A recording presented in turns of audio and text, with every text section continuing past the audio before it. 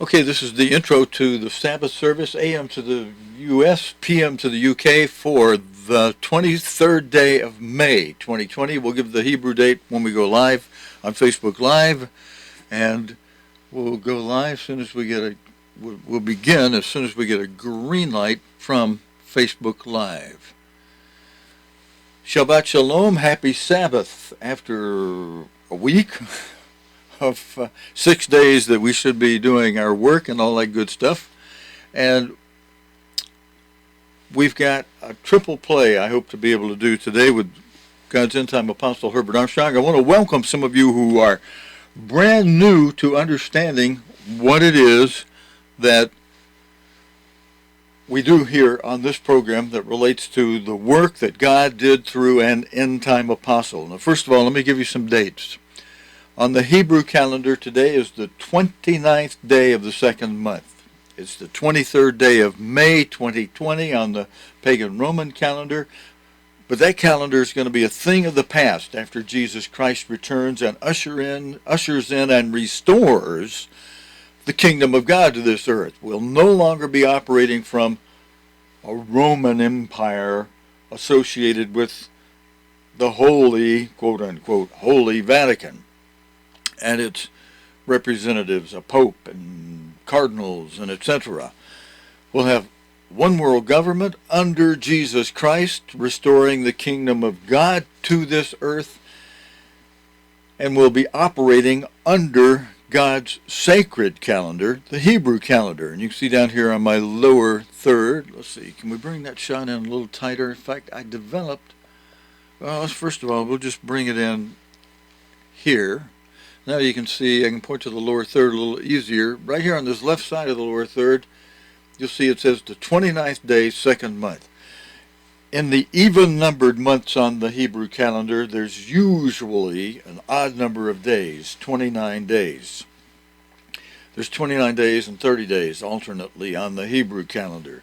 The 30-day months are your odd-numbered months. Your odd number of days, 29 days in a month, are usually your even-numbered months. And the second month having 29 days, this is the last day of the second month on the Hebrew calendar. At sunset tonight, when tomorrow begins, the first day of the week, it begins in the evening, not at midnight or in the morning. It begins in the evening, a day does. So tonight after sunset, first day of the week, becomes the first day of the third month. And then this year, the way it works out on the calendar, the 8th day of the third month, not the 6th day like the Jews always do it, of Sivan, but the 8th day of the third month this year is the way it counts out from the Sabbath within the days of unleavened bread, beginning with the wave sheaf day, which this year, oh, you know what, our shot is a little messed up in this particular one I have. Let's see, do we have another one? Yeah, maybe we do. Maybe this one will widen out that screen. Let's see, there we go. Now you can see that at the toward the top on the month of April, April 12th, right here, is the wave sheaf day, was the wave sheaf day this year. That was some 6 weeks ago. Counting from that week that began with the wave sheaf day, that was the first of 7 weeks that we're counting as the Feast of Weeks that are part of counting to Pentecost, Feast of Weeks, following, that always start during the days of unleavened bread. They start beginning with the wave sheaf day. The wave sheaf day is the morrow after, the day after the weekly Sabbath during the days of unleavened bread. And the days of unleavened bread begin immediately following Passover. This year Passover was April 8, with the date up here with the red background. The day after Passover was the first day of unleavened bread, and those of you who know your scriptures, that first day of unleavened bread is an annual holy day. That's why I've got a purple background on that. And then following that, the weekly Sabbath during the days of unleavened bread is our trigger Sabbath, our zero Sabbath, the Sabbath that triggers the wave sheaf day, which is the day after that weekly Sabbath. And beginning with that wave sheaf day, we count 50 we number off 7 weeks, and the morrow after the end of that 7th week, the morrow after the Sabbath, the 7th Sabbath of that 7th week, is, as you can see right down here on the bottom of this calendar for May, May 31st. This year is Pentecost. Now that's 1 week and 1 day from right now. So next Sabbath, the following day, the Sunday following next Sabbath, first day of the week following next Sabbath, will be the annual day of Pentecost. That means we're going to have a double Sabbath next week. Now there are 2 forms of double Sabbaths. There's a double Sabbath where both the weekly Sabbath and the annual Sabbath are the same day. That's one kind of double Sabbath. That's kind of like a double whammy Sabbath. You got both the weekly Sabbath, the annual Sabbath, all combined into one day. There's a second kind of double Sabbath that is the type that is occurring next weekend, and that is where you have a back-to-back weekly Sabbath with an annual Sabbath.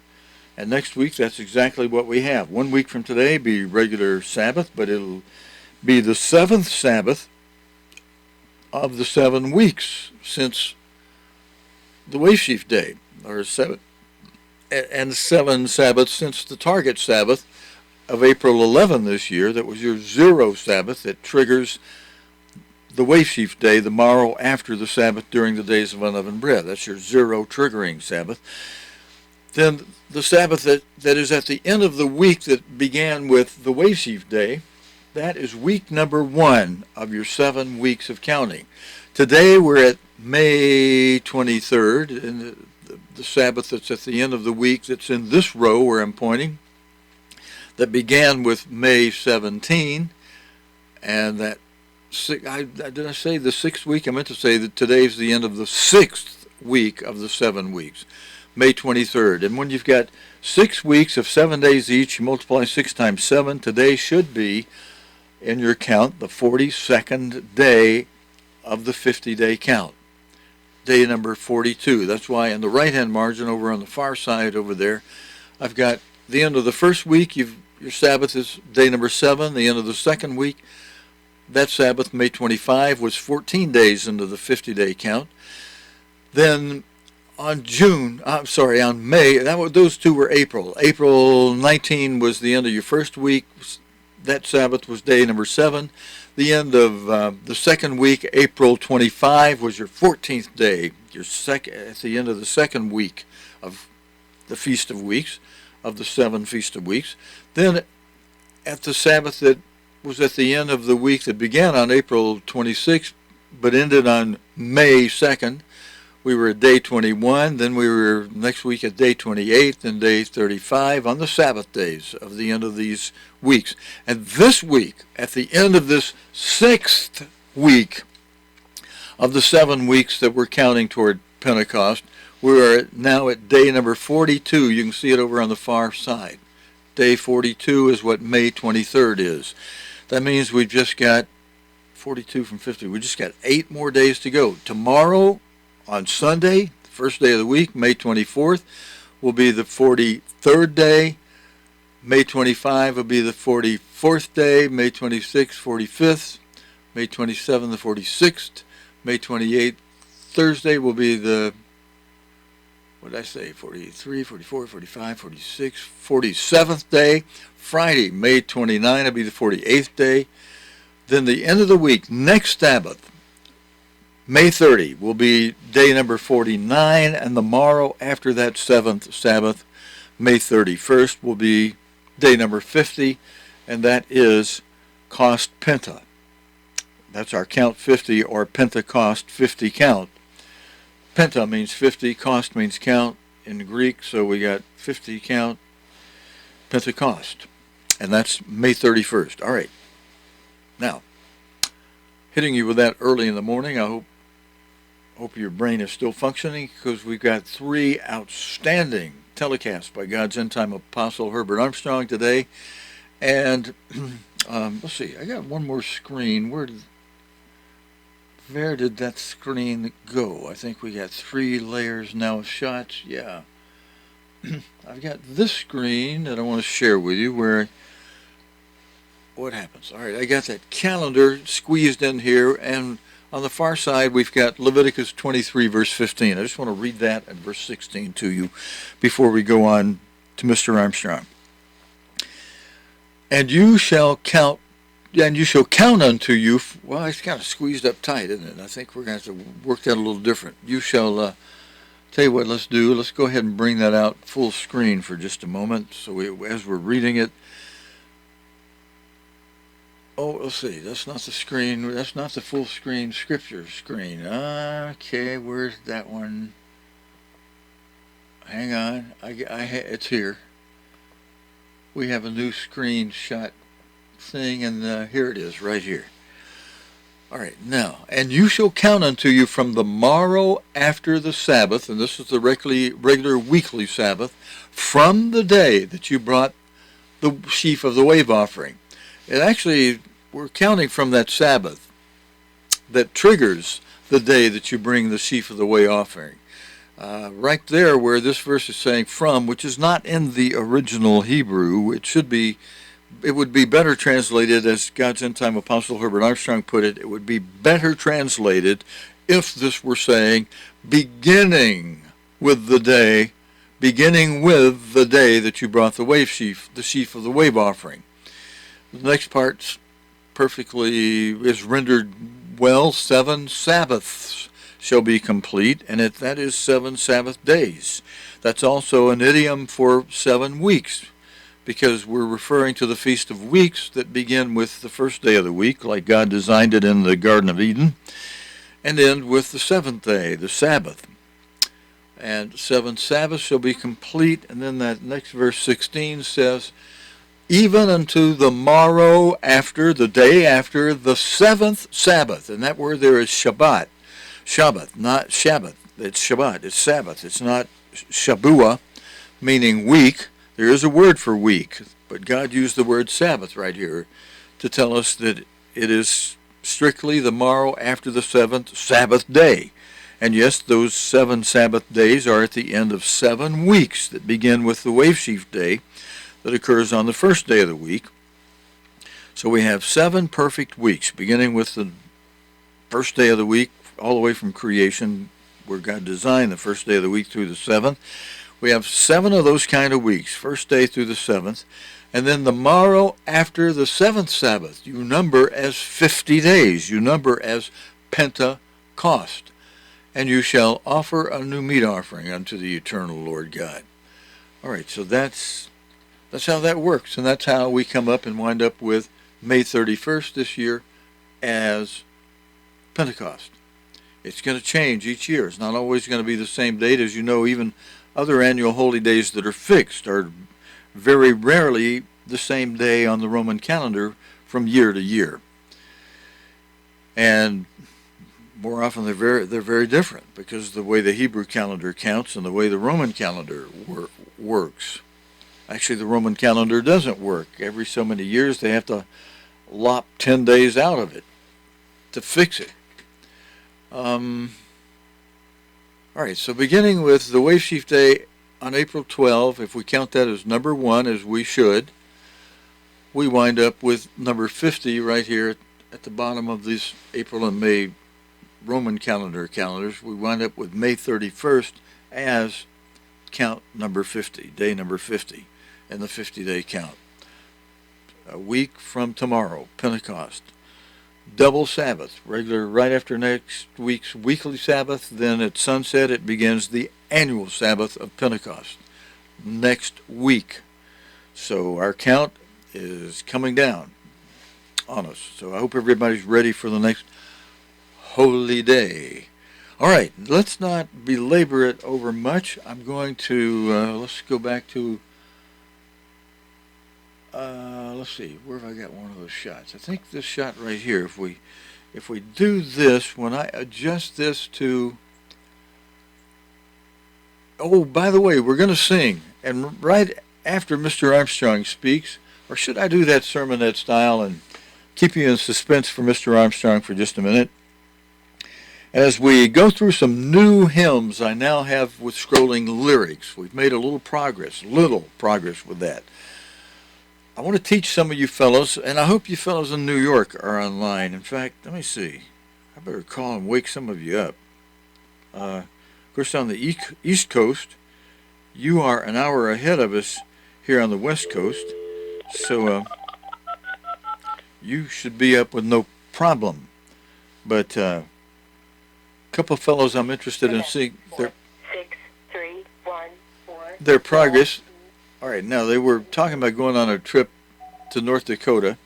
Hey, fellows, if you're in this morning, we're on the live stream, and if you're out and you come back and watch it later on the video archive, pay special attention to what I'm about to do next in the program. I'm about to show you how to lead songs. We're going to spend just a few minutes on that. We'll sing a hymn, get everybody involved in the service and awake, and then we'll start the first of two or three telecasts by God's end-time apostle, Herbert Armstrong. We have some brand new people tuning in to us, and I hope all of you are prepared for a 2-hour service. I know a lot of churches only do a 1-hour service, but we, as a part of our tradition, led by God's end-time apostle, Herbert Armstrong, we've often done a 2-hour service.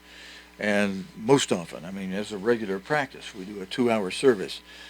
And that way you get plenty of good meat on God's Sabbath. And it's a day that we're not to work on, so you won't have work to go run off to be distracted. But I hope some of you new folks that I've come into contact with and who've shown an interest are tuned in today. And you'll learn something. You'll learn something directly from the man whom God used during these latter days to be an end-time apostle. And those of you who were raised in the church, if you'll pay special attention today, I guarantee you're going to learn something, you relearn something you perhaps knew, but if also perhaps forgotten, that is good to have refreshed from Sabbath to Sabbath. So he's going to be speaking some. I'm excited about the particular telecast that we have lined up for today's program. I'll tell you more about it after we pick a hymn. Let me see if I can pick a shot that will allow me to put a wider screen in here. Do we have that among our shot list? Let's see. I revised the shot list to eliminate absolutely everything we did not absolutely need. Oh, and I see where I left off the closed caption machine off. To those of you who are hard of hearing, I have to apologize for missing that. Oh yeah, our other potential shots are up here on this row. Okay, if I go to that shot, let me see. I need one more video shot that we don't have to accommodate the hymn thing. All right, I want to make you we're going to do this a couple of times. We'll do it today introductory style. We'll do it more fully at another time. But, well, let me go ahead. Let's see, I was going to go ahead and punch up a hymn we can go to, but I can do that in a moment. Mr. Armstrong, you can watch me, sir, and see if I do this correctly. There are normally 2 tempos to the hymns. They're either 4/4, which is the majority of the hymns, or 3/4 timing. And fellas, when you, I want to do up a graphic for you where we've got 1 at the bottom and 2 inside, and then we have 3/2 on the outside on the right side, and we have a 4 at the top with a 3 underneath it. Now the reason for a graphic like that is this. Your downbeat is always 1, and it's your most emphasized beat in the music. Boom, 1. Your drum, your bass drum, your kick drum usually kicks in right there on the downbeat. Boom. So everybody hears and knows, wow, boom, where that's the start of the measure. Then in 4/4 rhythm, 4/4 tempo, after doing 1 for the downbeat, fellows, you bring your arm to your left, your right arm. If you're doing both arms, you bring both arms inside toward your stomach. Right? Now my screenshot's kind of tight, so I got to keep keep my hands in a small range. Normally you might sweep out a little more fully than I'm doing in this illustration because of the camera width that we have right here. But 1 is down on 4/4 timing, 2 is inside, 3 is outside, and then 4 is at the top. So you have 1, 2, 3, 4. And you start, when you start where the music starts on the downbeat of 1, you put your hand out to the right on your number 4, and you bring your hand up. It gets everybody prepared. They can take a breath, they're ready to sing, and then when your arm goes down, boom, the music begins on downbeat 1, and everybody begins singing on downbeat 1. If the song, and most songs do, begin right there on the first downbeat at that point in the music. Now, if it's 3/3 timing, you eliminate going inside. You still go down for 1. You go boom. Number 1 is down at the down. You eliminate coming in, and instead you go straight outside, which would be number 3 on your 3/4 on your 4/4 timing. 1, 2, 3.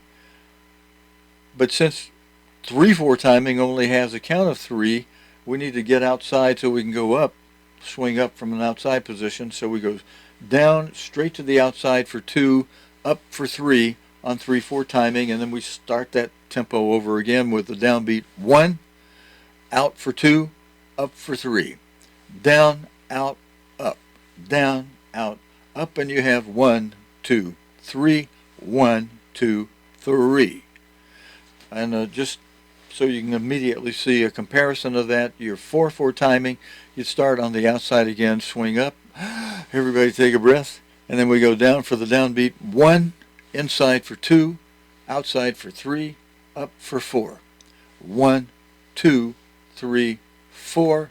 1, 2, 3, 4. Boom, down for 1. All right, now let's put a hymn up that we could sing along with. Here's one, a good one we use on the holy days. I will praise thee, O eternal. This one is one that we have Ambassador Chorale backing us up, and it's a 4/4 timing rhythm. You know, since I kind of want to be able to show you some of the, make sure you're in sync with the song leading, those of you that are going to practice it. So I'll tell you what I'm going to do. I'm going to quickly make a new shot where we widen that screen that shows the music in it. I think I can do this pretty quickly, so just, if you will, bear with me. Yeah, it's right there. And we can simply, let's see, the left and right, we can simply widen that shot like this. Okay. Get it over a little bit. Let's see, that's up and down, so get it over a little bit. But this one, this other way, Steve. See, yeah, this way.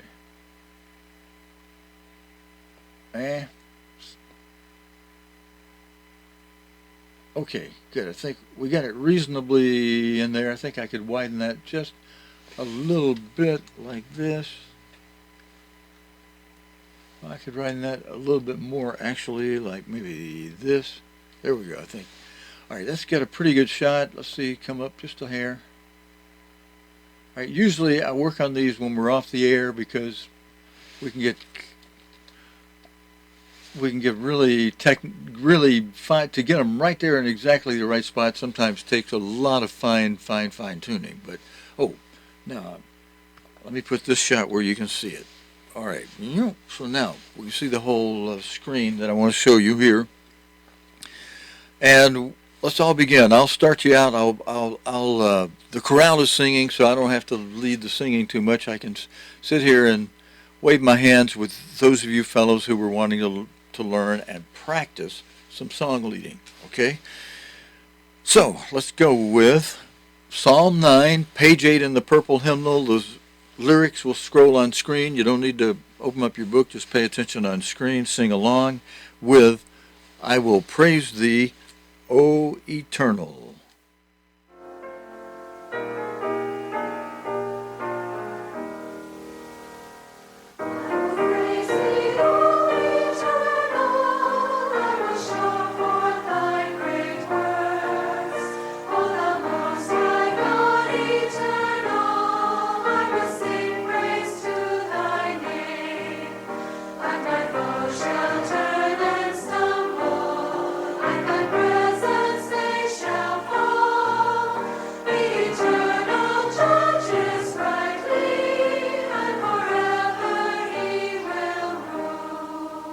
verse 2.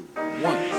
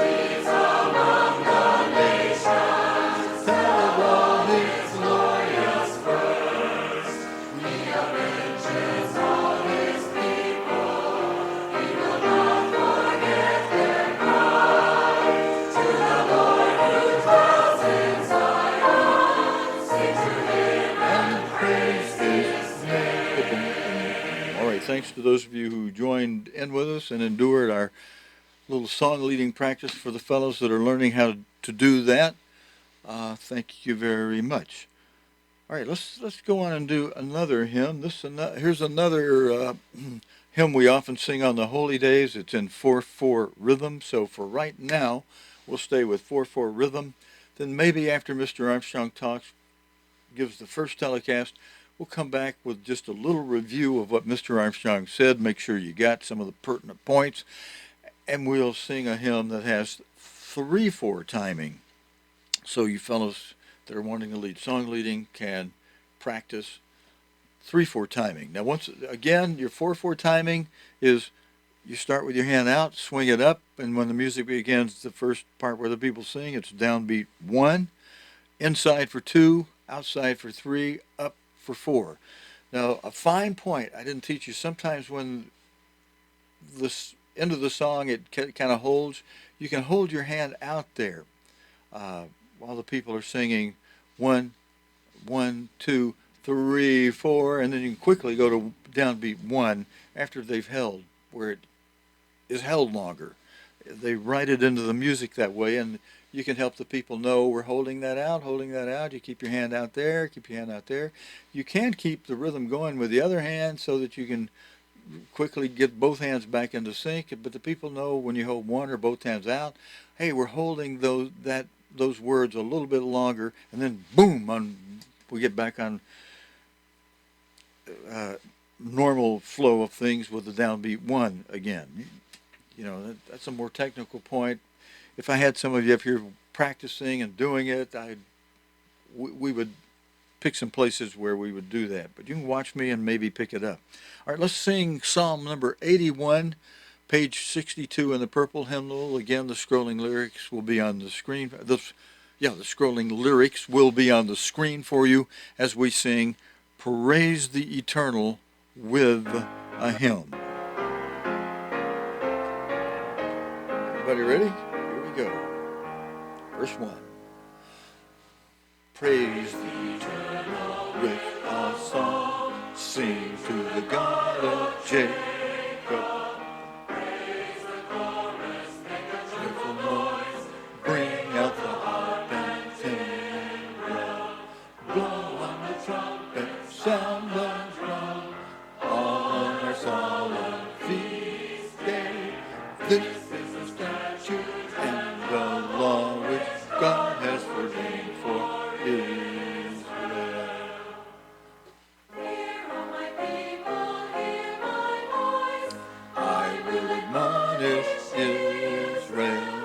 You shall have no other foreign gods. I am the God who feeds you. When you were troubled, I did call. I delivered Israel. God answered in the secret place. With thunder he did command. Verse 3. I am the God who brought you out from the land of Egypt. Open wide your mouth, I surely then will fill it. But Israel would not heed God. They would have their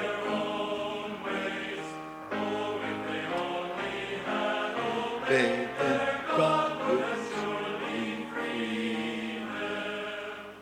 Verse 4.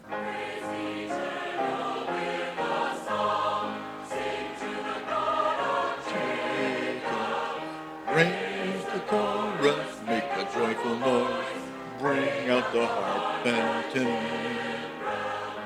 Blow on the trumpet, sound the drum, on our solemn feast day.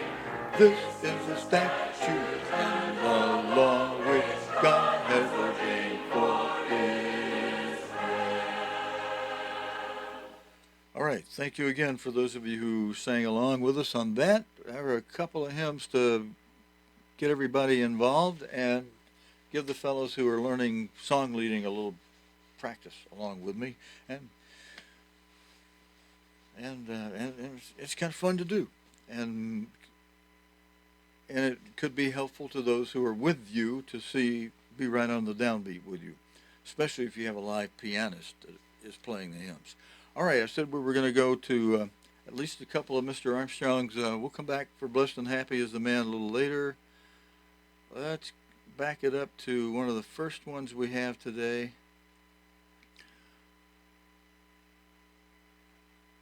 Mr. Armstrong speaking here. Let's see. Let me get the screen size correct for us as we do this. And while Mr. Armstrong is speaking, I will plan to run in there and turn on the machine that does the closed captions so that we have that. Let's see. All right, we're going to widen that shot out. Okay. And then we'll go ahead and go to, I need a screen that tells you Mr. Armstrong was speaking in 1982.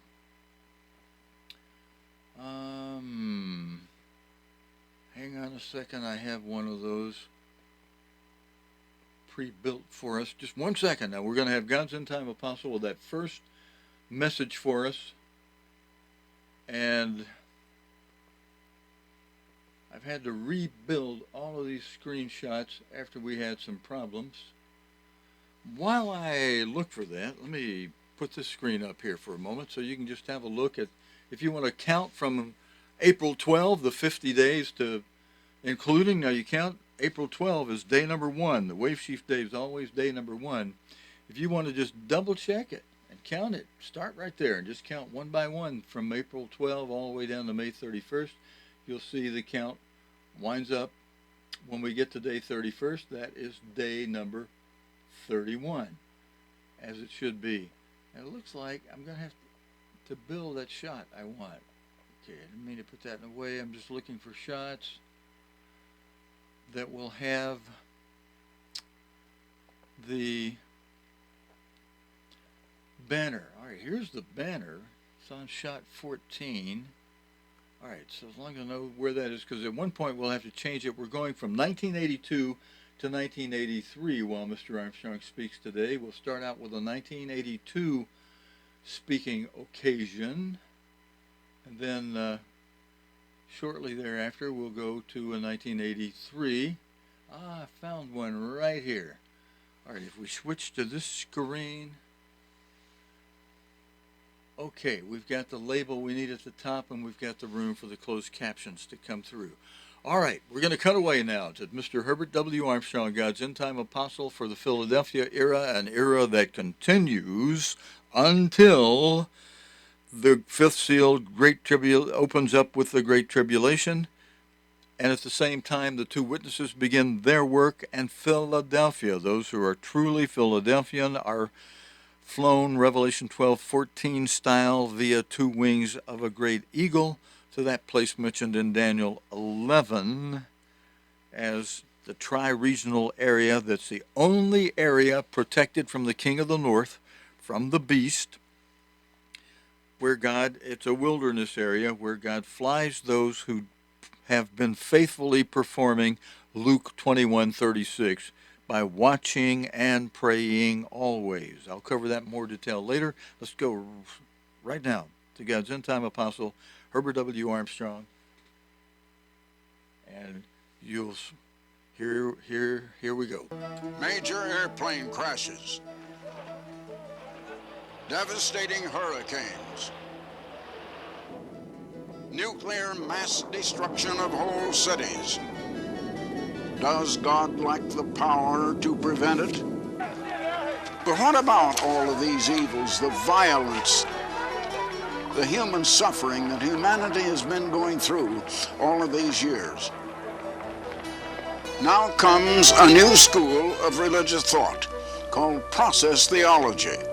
Modern theologians say that the question of why God allows these things, or why God is not apparently powerful enough to stop them, has vexed religious counselors for centuries. And, well, it may, because people simply do not understand that question. God is all good. If God is love and all good, he wouldn't want humanity to suffer so much, would he? And if God is all-powerful, as the Bible says he is, why doesn't he stop it? Why doesn't he prevent it? Even the credibility of God is now at stake, say the theologians.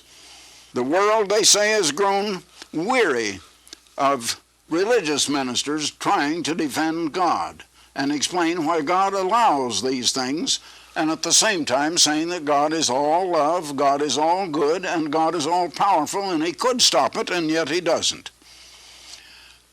So modern theologians now have come up with this new theology called process theology. You know, at the turn of the century, I was a very young man at that time, they were coming up with a new theology.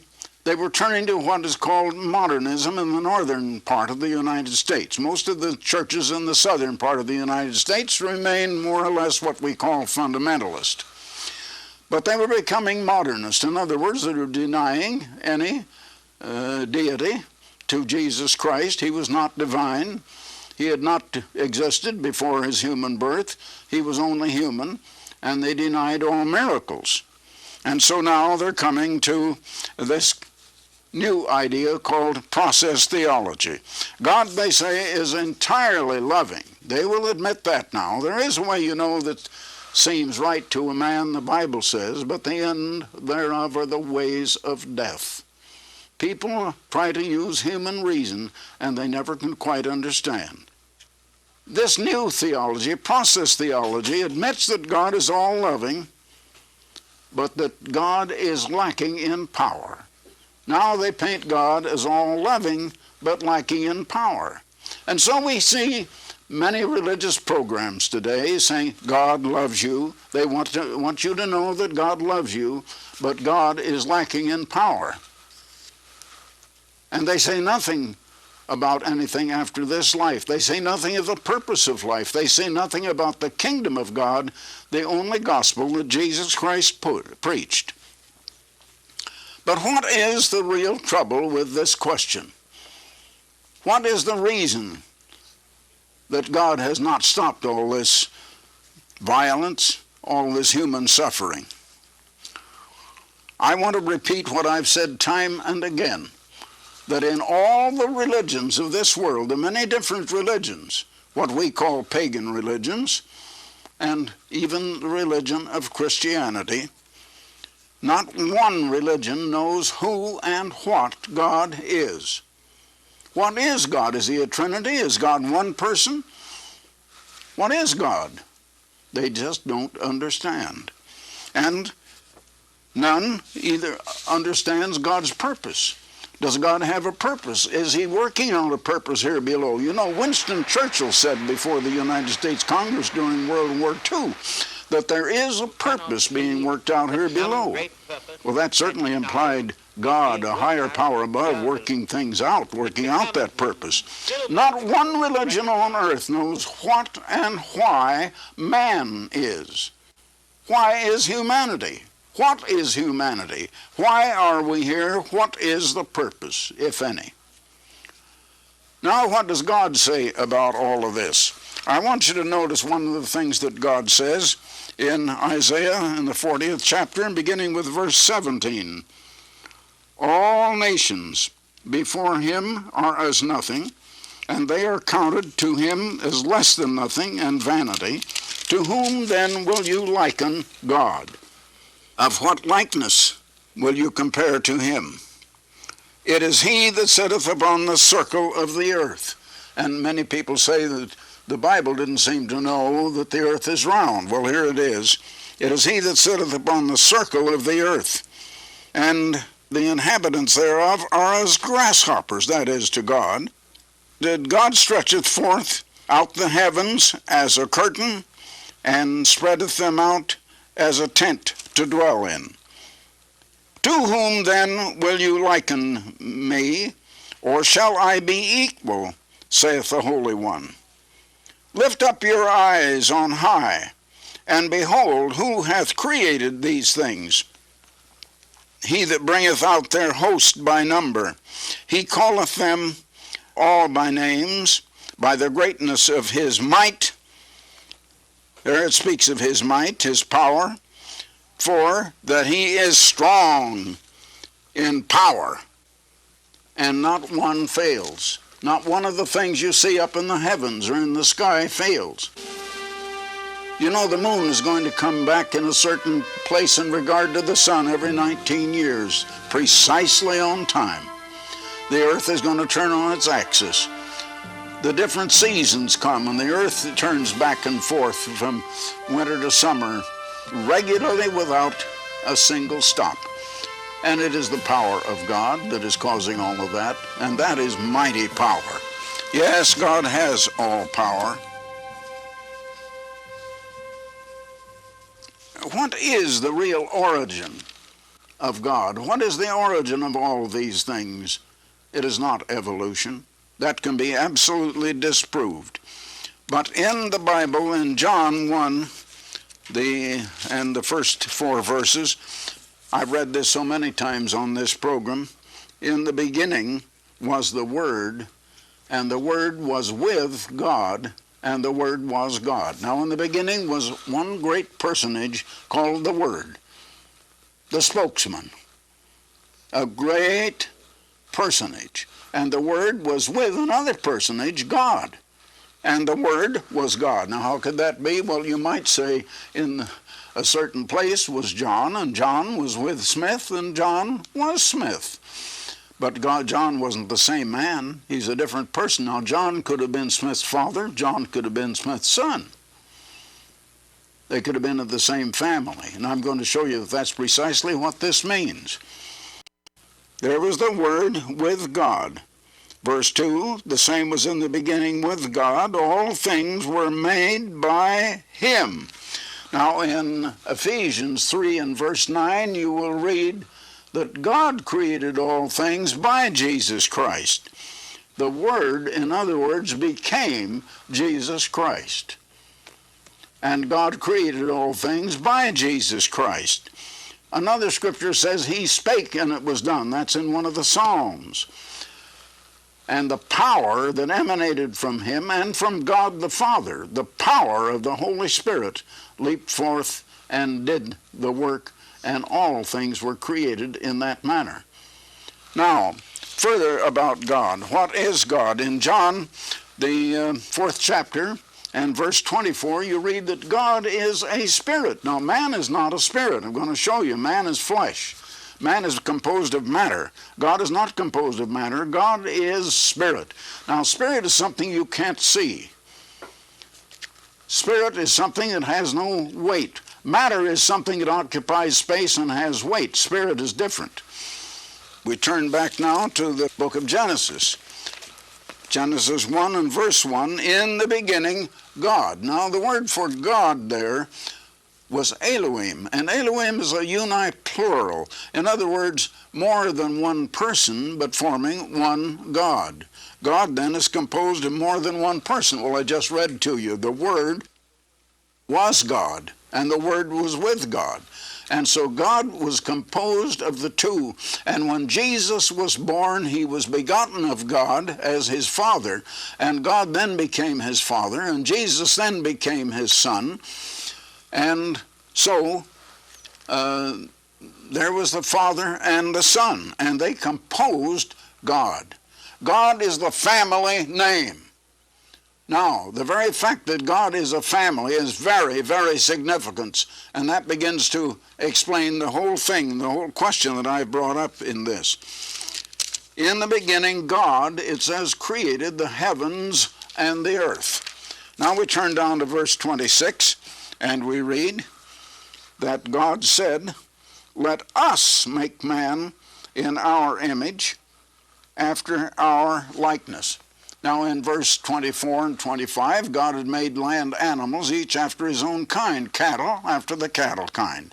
Each kind reproduces after its own kind and never after any other kind. But now I want you to see something else. God formed man after the God kind, not after an animal kind.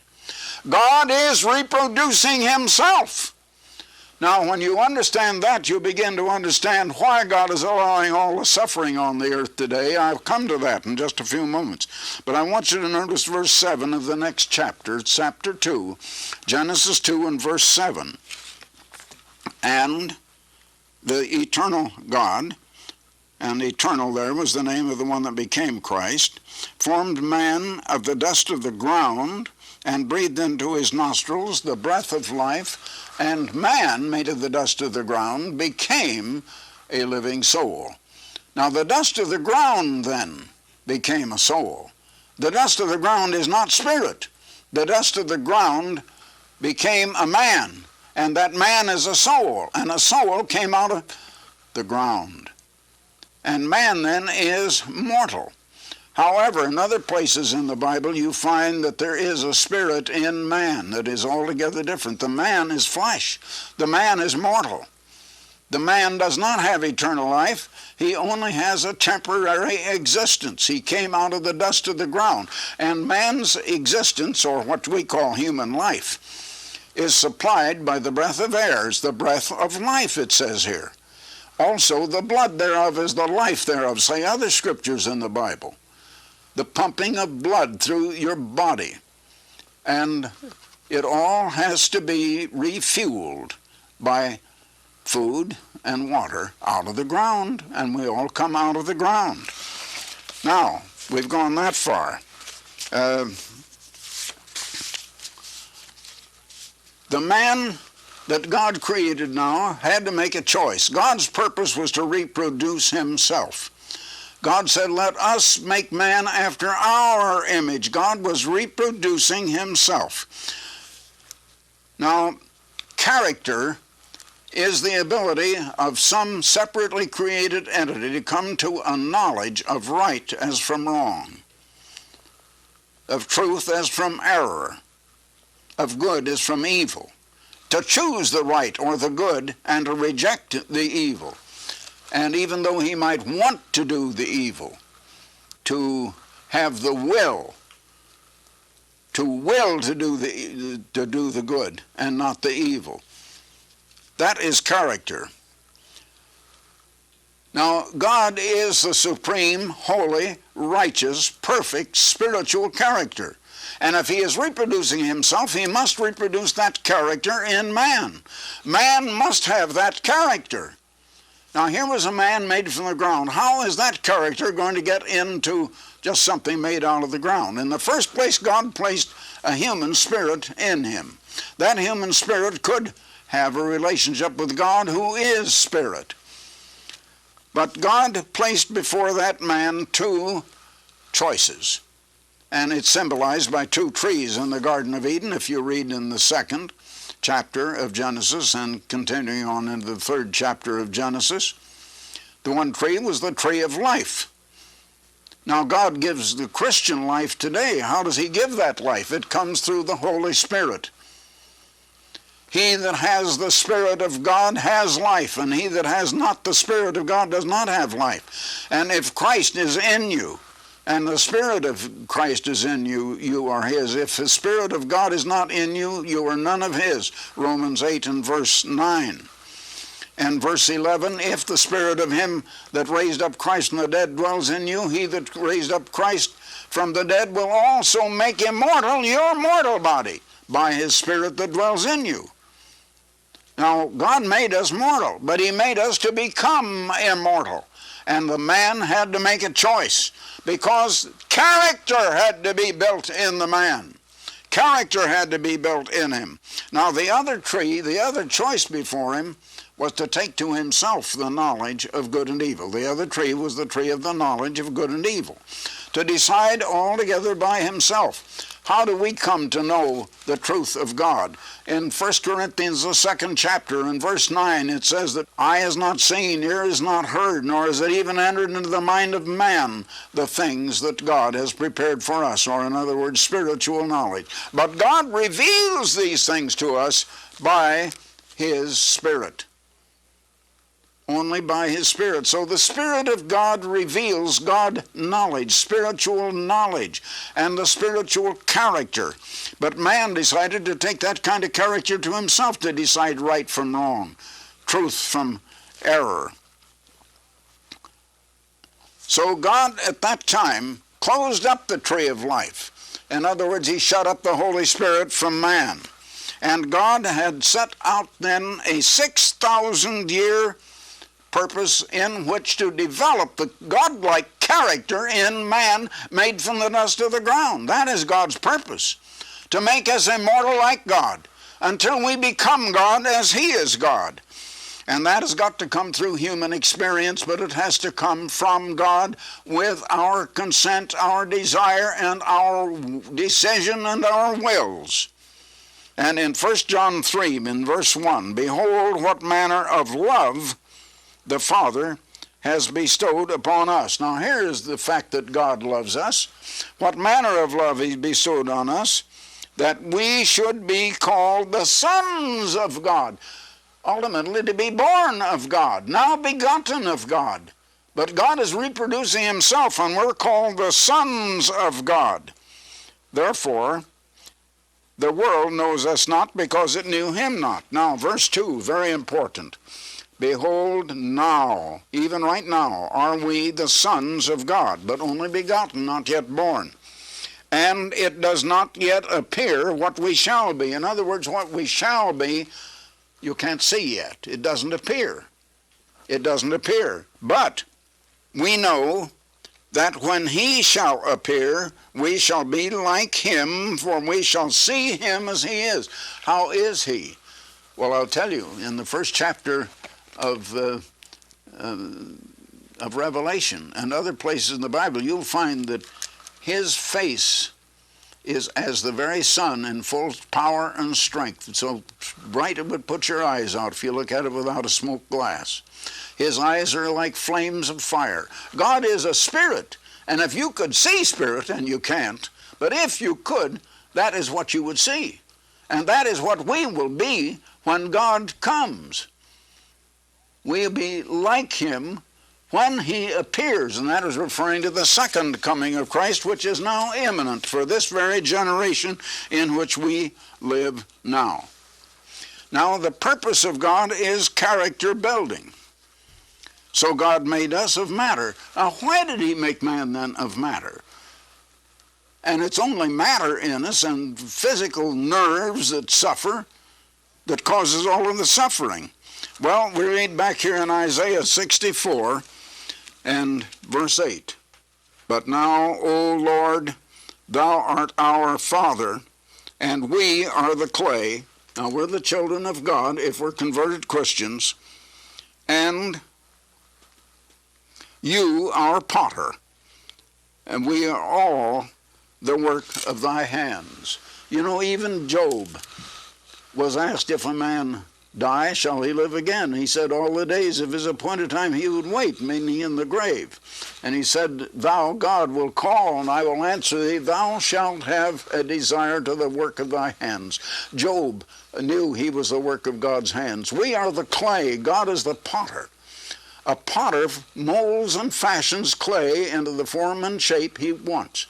Now, God will, if we put ourselves in His hands, if we surrender to Him and to His will, God will take us and mold and shape us into the godlike character of love. And God is love. And God will put His love in us, a love of which we were not born. We were not born with that kind of love. But it is a gift of God through His Holy Spirit, and He will give us that love. Now, if you'll notice in Isaiah 45 and verse 9, woe unto him that striveth with his Maker. Shall the clay say to him that fashioneth it, what makest thou? Or thy work? He hath no hands. Now, what about the theologians reasoning that Christianity is God's world, that this is God's world, and God could stop all of this? God is allowing man to make his own decisions. And if man makes the wrong decision, God has said, whatever we sow, we shall reap. God has taught us that. God has told His people that ever since the beginning. He told Adam that. He told ancient Israel that. Jesus Christ told us that. If we sin, we will have to reap the consequences, and God allows it. And God allows suffering. And God allows that pain for a good purpose. And there is a reason why God allows these things, but He has given man the mind to think with. He gives man knowledge, and man can take that knowledge and learn to go God's way, and that is necessary for the development of character, so we can become like God, so we can become the very children of God, so we can be born the children of God. Now in Matthew 24, I've gone through that many times with you, beginning with verse 3. Jesus had been showing His disciples the buildings of the temple, and He was saying that all of the stones of that temple were going to be destroyed, thrown down. There wouldn't be one stone left upon the other. And so they had asked Him on the Mount of Olives a little later, tell us, when will these things be? And then they asked Him another question, what will be the sign of your coming and the end of this world or this age, and the beginning of another world that will be God's world? This is not God's world, this is Satan's world. And then Jesus went on to say to them, take heed that no man deceive you, for many will come in my name, He said, saying that I am the Christ, and yet deceiving the many. How can they do that? Jesus said in another place, the people were worshiping Him in vain, teaching for doctrines the commandments of men and making the commandments of God of no effect by their tradition. The commandments of God are the right way to live, God's way of life. Everything is a matter of cause and effect. Human beings have disobeyed God. Human beings have not kept the commandments of God. They have said, and the preachers are saying today, that the commandments of God are done away. The commandments of God are the way of love, love to God and love to neighbor. The first 4 of the 10 commandments tell you how to love God. The last 6, how to love your neighbor. And that is the way God lives and the way Christ lived. God's way of life. But in Jeremiah 50 and verse 6, God says that the shepherds, the ministers, have led His people astray and deceived them, and that is exactly what has happened. The world has been deceived, and the ministers can't seem to understand why God allows all this suffering. God allows it to teach us lessons. God allows it because we ourselves have brought it on ourselves, because we have failed to develop the kind of character that we can become His children, that we can be glorified, that we can be given the gift of eternal life and live in happiness and peace and joy. And there's no other way for peace. Man has brought all this on himself in defiance of God. Man has been shaking his fist at God, thumbing his nose at God, telling God he won't obey God, going his own way, the way that has seemed right to a man. It's all a matter of cause and effect. It's the way we have lived that has brought all these troubles on us, not God. And there's a reason why God has allowed it. And God does protect His own. Now I'm out of time, and I want to just tell you, I have a reprint of an article that I want to send to you, and this is not a booklet, it's a reprint of an article. But I don't have a booklet on this subject. I think we'll make one later. Why did God let Johnny die? That answers the question I've had on this program. Why did God let Johnny die? right in for that. Why does God allow pain and suffering and everything on the earth? It'll go into it in a lot more detail than I've had an opportunity to do now. Money. We don't beg the public for money. And I think you have to admit that's quite different. I'm Herbert W. Armstrong. Goodbye, friends. All right, thank you to those of you who joined us today while Mr. Armstrong was speaking. I'll try to get back on camera here with you. Yeah, there we are. All right, we're going to do some more hymns. All right, we got you started off with one. Mr. Armstrong packed a lot of meat into that program. He spoke kind of fast. Our audio closed captions weren't perfectly able to keep up with him,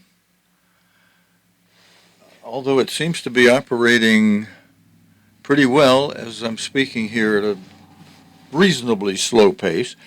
We'll have another one, though, and oftentimes we're training that closed caption program especially for picking up Mr. Armstrong. All right, fellows, I told you we'd do another hymn so that fellows could practice and the rest of the brethren could sing along. And so let me punch one up here on the screen. We'll punch another hymn that we'll sing along with up. Let's see. Yeah, here's the next one. We're going to another telecast we'll go to in a moment. All right, we did I'll Praise You, Eternal.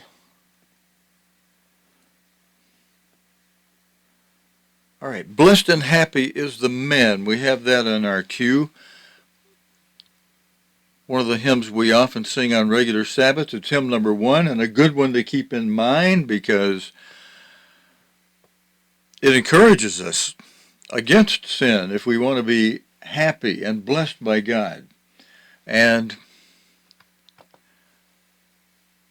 as soon as I can find the screenshot that widens that out for us that I built already. Oh, I see what happened. Those are down on another row, I think. Ah, yeah, we got all these shots right here.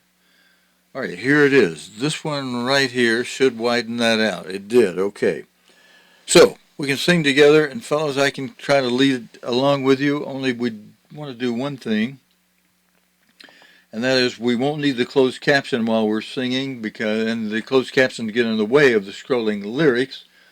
So, I'll take those off the screen while we're singing the hymn. Psalm 1, Blessed and happy is the man who never walks astray. Psalm 1, page 1, our purple hymnal.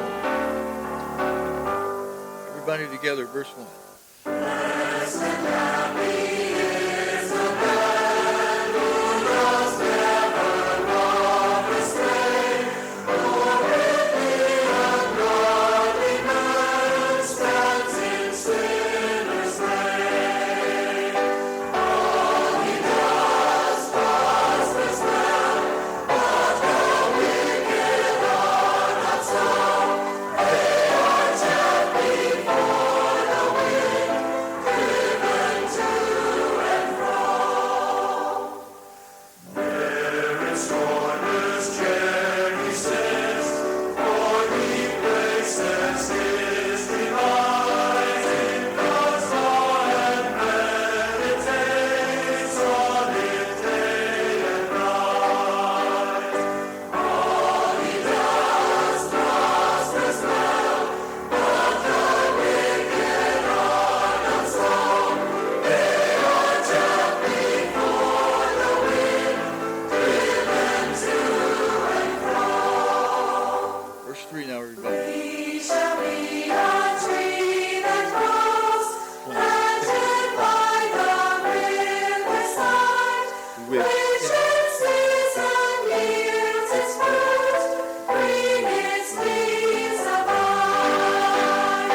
All he does prospers well, but the wicked are not so. They are chaff before the wind, driven to and fro. All right, thank you to all of you who sang along on that one. All right, we'll take a pause right there, and we're going to go to another video telecast by God's end-time apostle Herbert Armstrong. All right, that was the first one we did. I think we did that one first. I hope so. All right, if I find out we're repeating it, we'll stop it and switch it. But here is, let's see, where's the proper screenshot for that one? All right, here is Mr. Armstrong with, whoops, let's see, that's not the one we want right there. Bear with me a second while I get our shots back on the screen properly. When I rebuilt these shots, there we are now. Let's see. Here's the full wide shot. So let's bring this in right here. All right, God's end-time apostle, Herbert Armstrong, another telecast. The whole world soon will be stunned by the announcement or the news of a new amalgamated nation appearing suddenly in Europe, possibly more powerful than either the Soviet Union or the United States. All right, friends, I'm sorry to shock you with that feedback there. I just turned on my mic and I had the speaker up kind of loud. But I wanted to, those words Mr. Armstrong spoke, I wanted to bring attention to them. And in fact, so much so that what we're going to do, I'm going to have him repeat those words to you.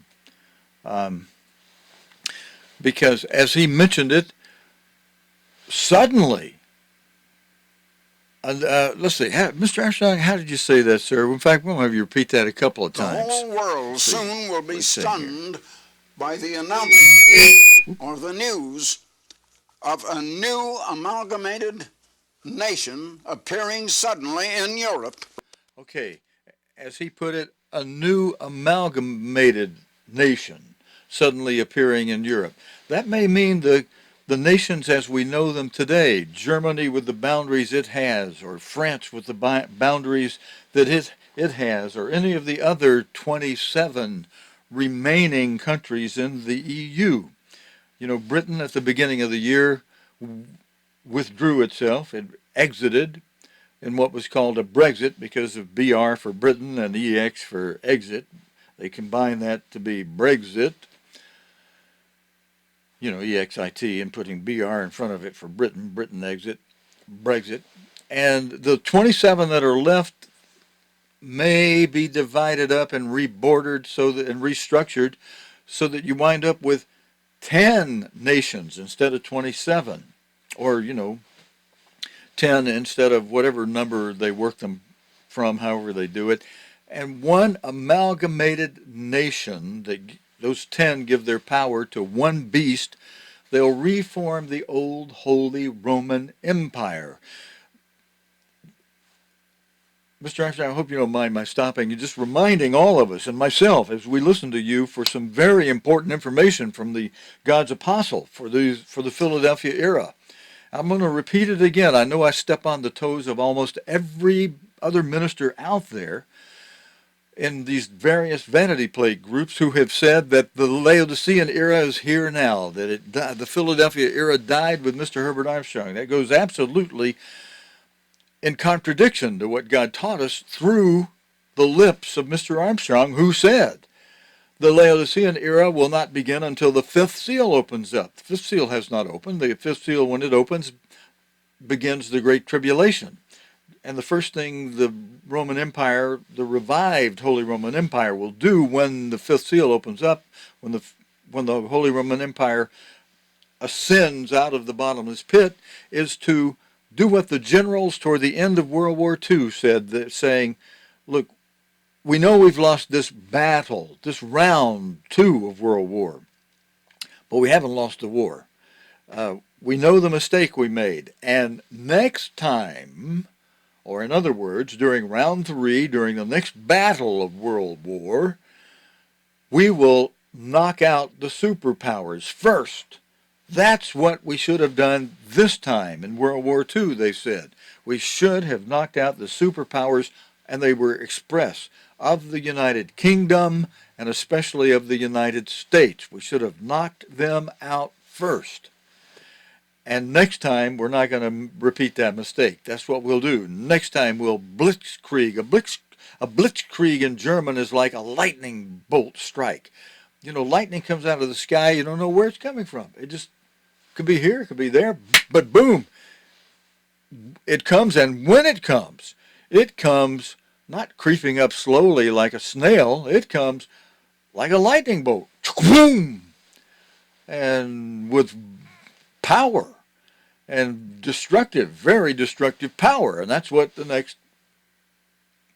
round 3 will begin with. A blitzkrieg, sudden, unexpected on the United Kingdom and United States. They'll release all kind of stealth missiles that no present or future defense system can knock out. And no matter how much you think, oh no, we got a system like Israel. Israel's defense system does not catch every missile that the little country next to them that they gave Gaza to the Palestinians. Israel's fancy-dancy defense system does not catch every missile that the Palestinians from Gaza send into Israel. And you can bet your boots when the new revived Holy Roman Empire, the beast power of that, and the Pope behind him decide to knock out the superpowers, they will do it with sufficient power to catch everybody off guard and do the job effectively, completing their goal of knocking out the superpowers when they pick up World War again with round 3. All right, let's go back to Mr. Armstrong. Mr. Armstrong, we're going to ask you to take that again, sir. Right smack, let me recue it, right smack from the top, so we can hear those words again about a newly re-amalgamated nation in Europe. Different boundaries than we know them now, for example, of Germany. It'd probably be very expanded boundaries.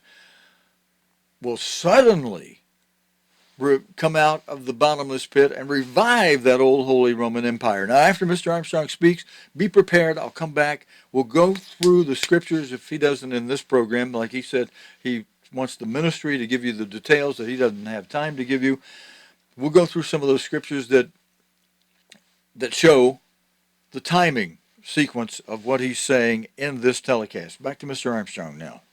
The whole world soon will be stunned by the announcement or the news of a new amalgamated nation appearing suddenly in Europe, possibly more powerful than either the Soviet Union or the United States. Now, recently, I addressed a very prestigious Rotary Club of Athens, Greece, concerning this very situation that is rising over there, this very new development. And now I want to give you a very brief commentary on the ancient city of Athens, narrated by Art Gilmore and followed by my address before the Rotary Club of Athens in Greece. Athens, the ancient cultural center of the world, is considered to be the birthplace of Western civilization. At its peak, during the 400s BC, Athens was the world's most powerful and most highly civilized city.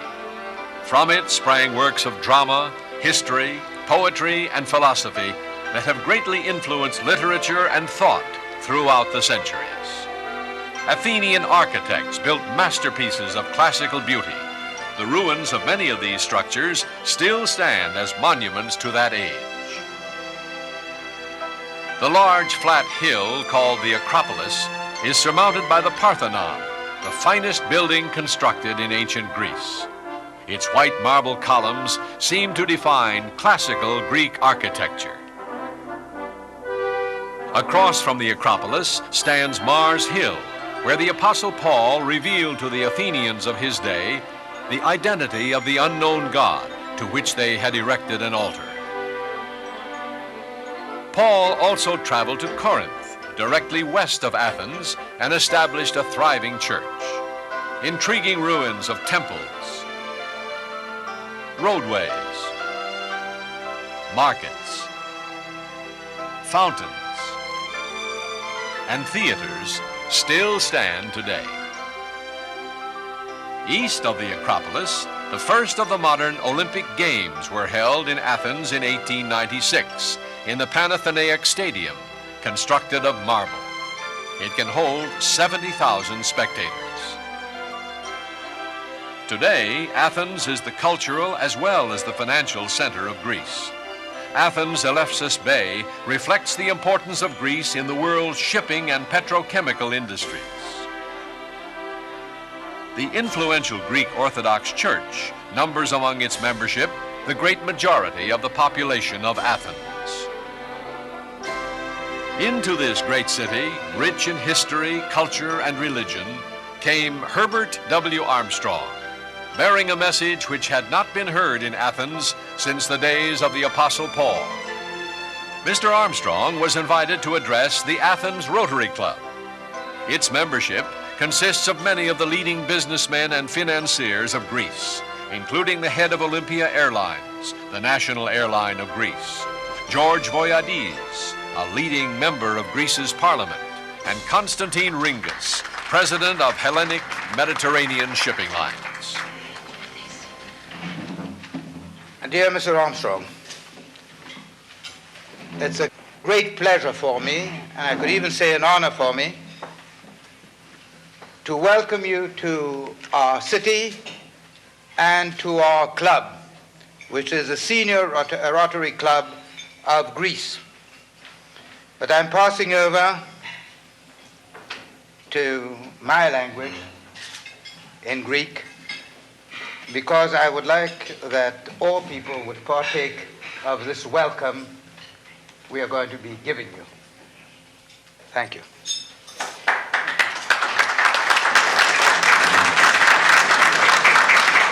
Η σημερινή συναισθίασή μας, αγαπητοί φίλοι, Our gathering today, dear friends, is devoted to world understanding and peace.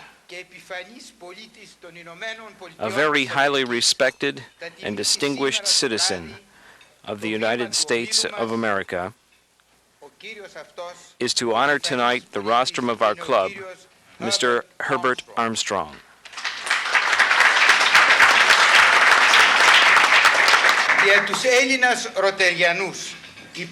For the Greek Rotarians, your presence as an ambassador of world peace at this rostrum is indeed a joy and a satisfaction, because your efforts coincide with this year's theme of the International Rotary Club, humanity as a whole, building bridges of friendship around the world. I wish to welcome you to our club and would like now to request the ex-minister and current member of Parliament, Mr. George Voyadzis, to briefly introduce you.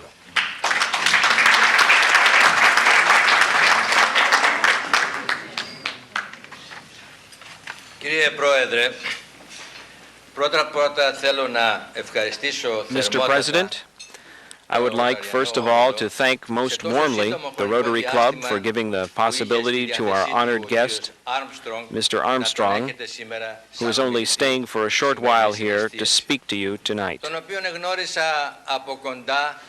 Because this man, whom I had the opportunity to meet personally on my trip to America when I visited the college he has founded in Pasadena, is one of the very few people in the world who both proclaims and applies the theme and the idea of peace without any personal incentives whatsoever.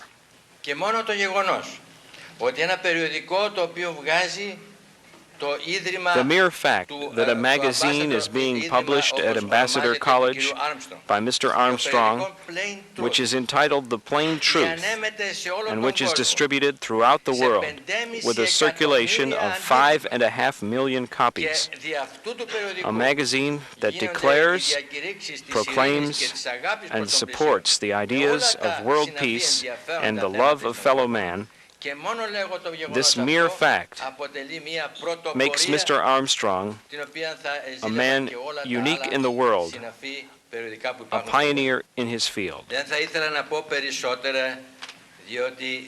So, I will say no more, because I am sure that we are waiting to listen to Mr. Armstrong and to the message he has to bring to us.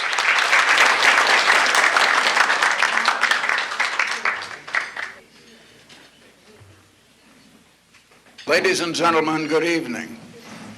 It certainly is a great honor to be able to speak to the Rotary Club here in Athens, Greece, one of the most ancient cities in the world and the home of education, scholarship, and culture.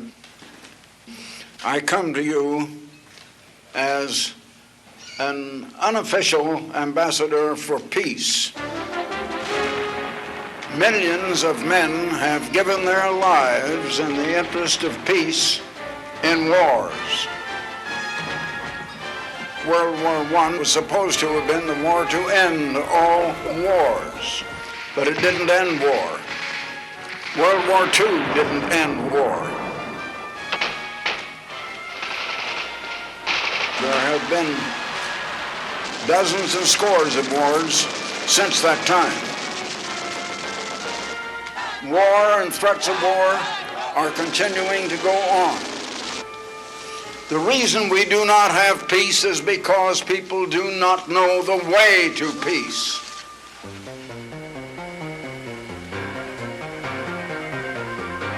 But we live in a world today of awesome progress, especially in this 20th century. The progress has been absolutely awesome.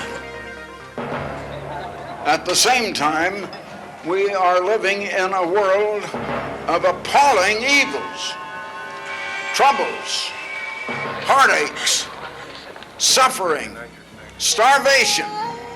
One half of this world is in absolute ignorance, uneducated. One half of this world is in abject poverty, living in filth and squalor. And such a condition ought not to be. Right now we are in escalating troubles. Crime and violence, disagreement between nations, and never has the world been as unrighteous as it is now in its living and in the dealings of people back and forth with one another or with nations. Armies do not bring peace to a country. We have not learned the way to peace. In November of 1919, that's quite a while ago, November 1919, I was a member of the Association of Commerce in Chicago, the Chicago Association of Commerce, and at a noonday luncheon of the members, the businessmen members of that association, Roger Babson, the great statistician, was our main speaker. Roger Babson said, "In 1 year, we are going to be in the throes of the greatest depression this generation has ever known." Present were many officials of great banks, presidents and board chairmen of great industrial corporations. They shook their heads. They didn't agree with him. 1 year later, November 1920, Roger Babson was the speaker before the Chicago Association of Commerce again. He said, "The year has gone by, I am back, and the depression I foretold is here with me." Mr. Babson said, "There has to be a cause for everything that happens." I want to tell you how I knew this depression was going to come and why you didn't know. I was looking at the cause of conditions. You were not. When I want to know what the temperature is in this room in the winter, I look at the thermometer on the wall. Mr. Babson said, "You bankers and you business executives were looking at the thermometers on the wall. They only recorded what was happening up to that time, not what was going to happen. You were looking at back clearings, you were looking at stock car loadings, you were looking at wholesale prices and consumer price indexes. But he said, I was looking at the cause of conditions. I have found that when 51% of the whole population is unrighteous in its dealings with one another, we are going to have an economic depression. There are two basic principles I would like to bring to your attention. Now, I'm going to pause it for just a moment right there because, Heath, if you and Kinsley are tuned in, whether while I'm live or later during watching from the video archive, right there where Mr. Armstrong is speaking about Roger Babson. I couldn't think of Mr. Babson's name yesterday when we were discussing that, or day before yesterday when we were discussing that. And that principle of when he wants to know the temperature, he looks at a thermometer on the wall.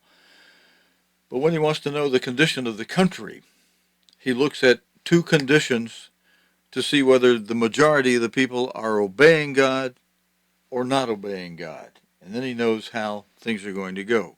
He could see men not obeying God, and he knew we were headed for financial trouble, because God says in Leviticus 26, Leviticus 26, Deuteronomy 28, Leviticus 26, Deuteronomy 28,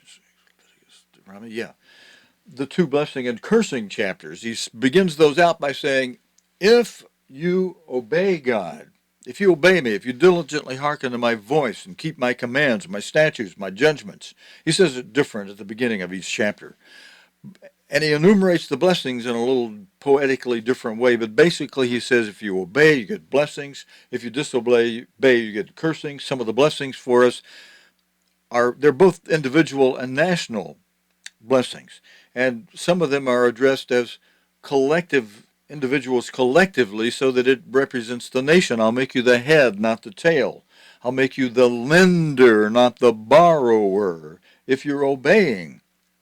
And then he says just exactly the opposite if you're not obeying. I'll make you the borrower, not the lender. And so that's how Mr. Babson knew we're majority disobeying God. We're going to be and here we go. We're being the borrower. That's going to grow. We're going to be in financial trouble. And all these other things God predicts. Instead of five of us chasing 100 putting 10,000 to flight, if we're obeying God, just the opposite, our enemy. And instead of our enemies coming within our coast, we'll fight battles with enemies on their land, not on ours, if we're obeying God and being blessed by him. But not so. Our enemy will put us to shame if we're not obeying God. Let's go back to Mr. Armstrong now. In life, in our dealings with one another, how we live. One is, two people cannot walk together and get along together unless they agree. The other is, one of the two must lead. There must be leadership if you're going to agree and have peace. Now, regarding European unification, yesterday I was having a meeting with some of the officials of your country, and there was considerable discussion about the plans for the unification of Europe. As one of your officials said, world peace depends upon European unification. We not only have language barriers between the nations and nationalism, different aspirations and differences which have to be overcome,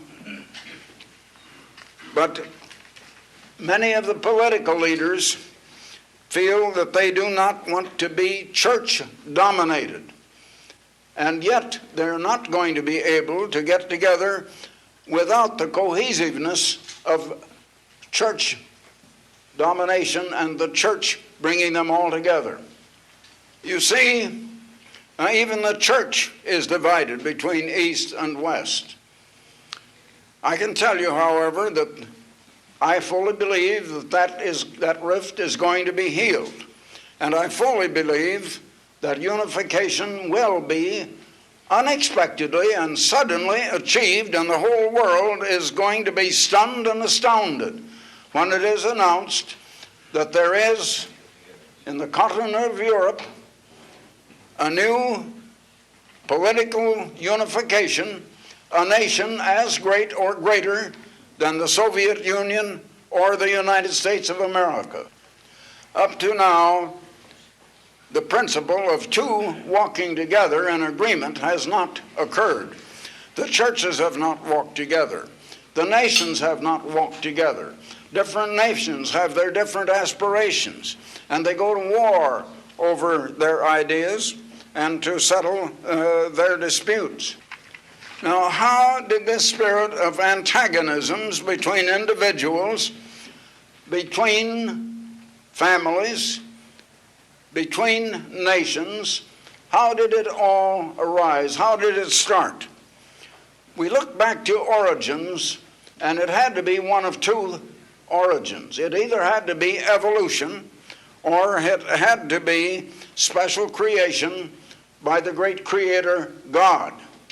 The theory of evolution, which has become the very basis of all education today, especially in the latter half of the 19th century and through this 20th century, as the accepted idea of origins, it has not produced any peace. It does not give us any idea of why we're in the troubles we are. It gives us no solution, and it gives us no hope for the future. The Christian religion actually started, you might say, almost here in this country. All of the New Testament is written in the Greek language. Much of the early fathers of the Christian religion were living and working here in Greece. Now, in the religion of your country here, you will read in the New Testament, in John, the first chapter and the first 5 verses, that in the beginning, before anything else, was a great personage called the Word. And the Word was with another great personage named God. And yet they were both God, because it says, and the Word was God. In verse 14 of that same chapter, you will read that the Word later was born as Jesus Christ. Christ always loved the Father and said, I have obeyed my Father and kept his commandments. In other words, two can't walk together except they be agreed. God and the Word were completely in agreement. They agreed completely. And also, one had to be the leader. God has always been the leader. Christ had said, I have obeyed my Father. He is the leader. So they had perfect peace. Now, the way they lived together and cooperated together was love. Agape, you call it in Greek. And that became a law. Now, a law is merely the directions of how you're going to live, like the rules in a sports game of some kind that regulates how you perform the sport or how you live. And God's way of life is outflowing love or concern for the good and welfare of others. In due time, God created man. Now, God had explained to the first man, Adam, his way, his law of love, of cooperation, of getting along together, of agreeing. But he gave him his choice, and man took, as you read in the incident of the forbidden fruit, he took of the knowledge of good and evil to decide for himself what is right or what is wrong. In other words, he took to himself the knowledge of what is right and what is wrong, what is good and what is evil. It's the way of get instead of the way of cooperation and give. And man has been living that way ever since. This first man, Adam, taught his children that way. His oldest son, Cain, killed his brother Abel, and then he lied to God about it. And people have not been getting along ever since. Even today, we're all antagonistic one against another, and selfishness seems to rule mankind, and has ever since. Now, we call it human nature. The result is the world has become all divided, and we do lack leadership. Now, I said a while ago that unification of Europe is going to occur, and the whole world will be stunned when it does. Also, now we have the weapons of mass destruction. For the first time, 29 to 30 years ago, when the hydrogen bomb was finally perfected, that can annihilate every human being, every human life on the face of the earth. And now it is recorded in the book of Matthew that a time of trouble is going to follow the unification of Europe, and that the trouble will be so great. And the Bible says that nuclear World War III is going to come, definitely. Now that should shock you, but it is true. It is going to happen, and in our lifetime. That same passage, talking about this terrible time of World War III, also says that except God supernaturally intervened to stop it, there would not be a human life left alive on the face of this earth. But God will intervene. The world will be spared. Christ will come. He is going to rule all nations on the earth. He's going to rule Greece. He's going to rule Germany. He's going to rule Russia. He's going to rule the United States, Japan, and China. Every nation. And he is going to bring peace. And they're going to beat the weapons of war into weapons of production. And people are going to learn to get along with one another. People are going to learn to cooperate instead of trying to fight one another. We're going to learn the two can't walk together except they be agreed, but we're going to have leadership, and that leadership will be Jesus Christ now coming as the great supernatural God in the full power of God.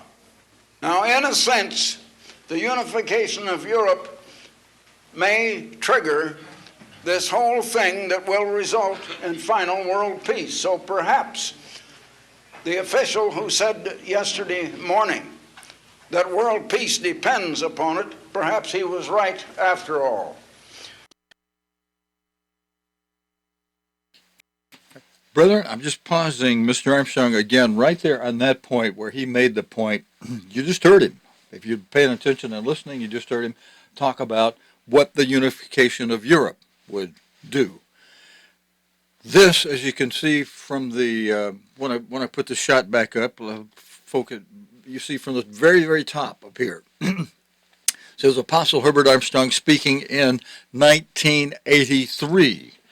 So, in 1983, and of course, even before that, Mr. Armstrong was preaching and teaching about the unification of Europe.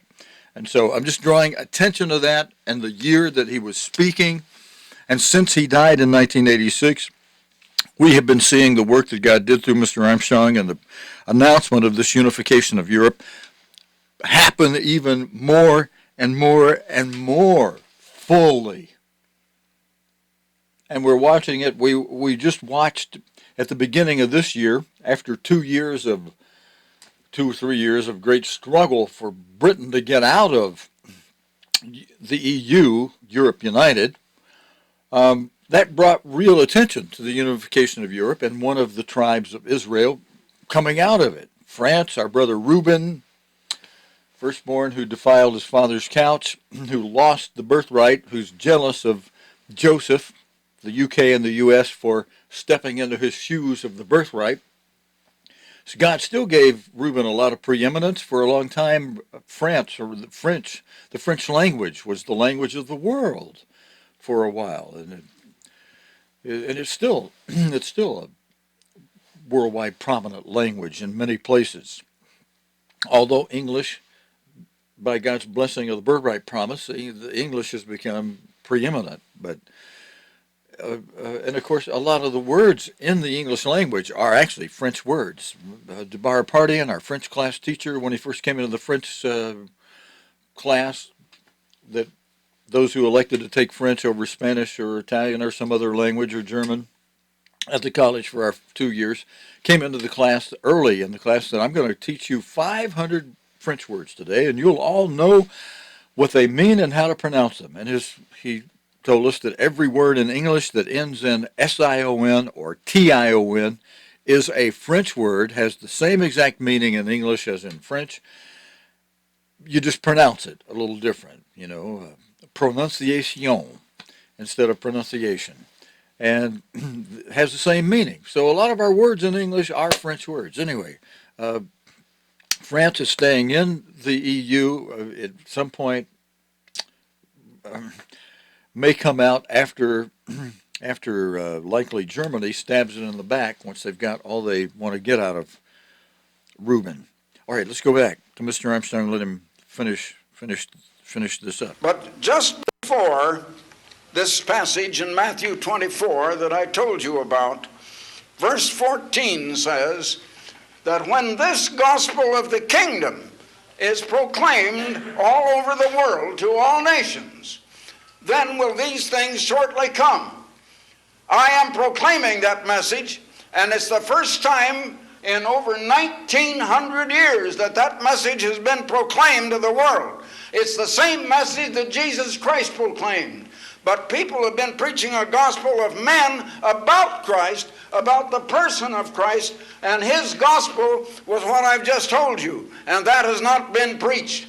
You have heard that fulfillment in your ears here this evening.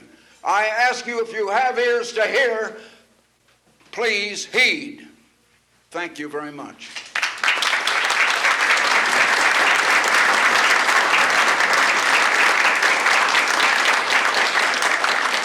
And now I would like to send you gratis a book I've offered once or twice before on this program. Are we living in the last days? Can you prove it? Are we actually living in the last days of this present world, of this present civilization? It's a very shocking situation. You need to know the time in which you're living. You know, Jesus Christ said one time, you can tell by the weather signs whether it's going to rain or whether you're going to have sunshine, but do you know the signs of the times? Do you know what is going on in the world? We need to know the condition of the world in which we live.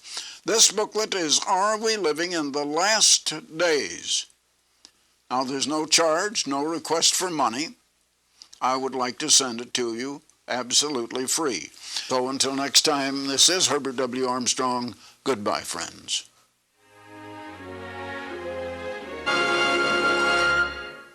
Okay. Whoa. All right. I was trying to say hello to some of y'all real quickly, just at the end of that, on Facebook Live, and I will. Thank you, Mr. Armstrong. Thank you for those of you who are tuning in. Stephen Sherman from Cambridge, Maryland, greetings, and thank you for your special greeting here. And Jeannie Gladden, who's in St. Louis this weekend, this Sabbath, with family and grandchildren. Rolando Farfin, happy Sabbath back to you, Rolando. And if there are others of you, well, I only had time to see those three. But we're going to go on now with another of Mr. Armstrong's telecast. Let's see, how are we doing on time? Oh, no, we're not. Let's see. We only have 15 minutes left, and we do want to sing another hymn or two. At least we got in a double play for the AM service to the U.S., PM to the UK. The time that we begin services is designed so that is responsive to a request I got from brethren in the UK to, Stephen, please begin your live stream before the sun goes down over here in the UK.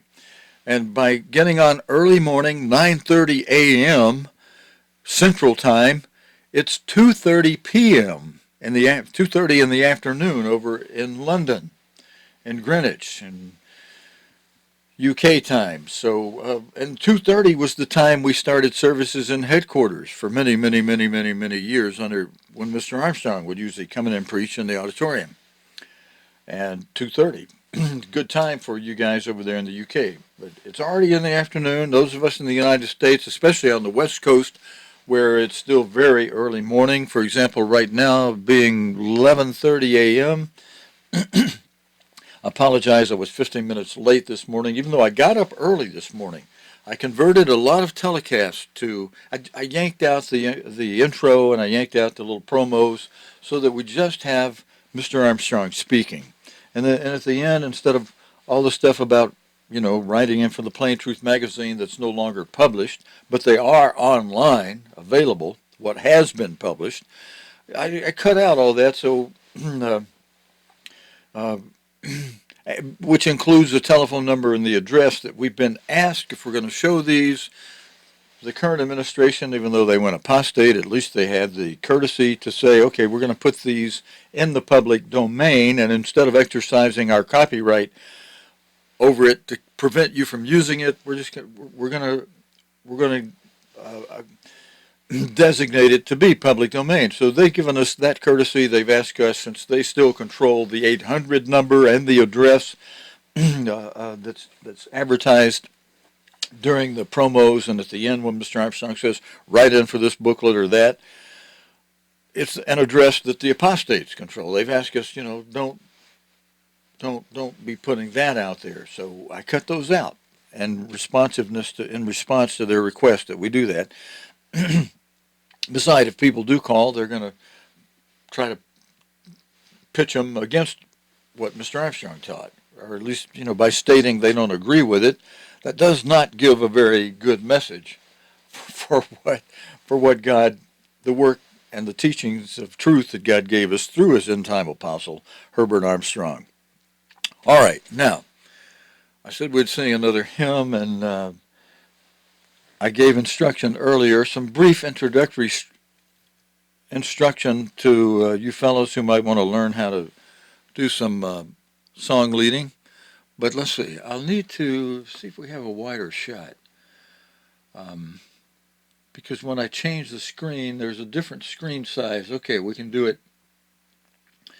with this shot over here. So when I change the shot, we'll just change it. Okay, I'm going to rotate back to where we have some hymns. I want to find the one that has Blessed and Happy is the Man. We'll come back another time for some more of Mr. Armstrong's telecast. But a good time to pause. Let's see. Now, will this... Yeah, this shot right here, squeeze that out. Okay. Let me see who's calling. A couple of you guys... All right, I'm in the middle of a live stream. It looks like you have a wrong number anyway, so I'm just going to hang it up. And,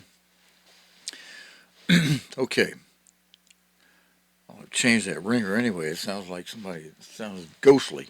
Okay, everybody, I'm going to stay on the screen with you and lead it, and I'm just going to review with you, fellas. Let's get this lower third out of the way. Mr. Armstrong's finished speaking. All right, I got... Okay, yeah, you've got a wrong number. I'm sorry. Okay. All right, now, I didn't recognize that number on that cell phone. I only give it out to a few people, and it's not one of my few people. So, what was I going to say here with you? Oh, yeah, well, we're going to review real quickly how the... I'm going to change that ringer, too. I hate that sound. Yeah. All right.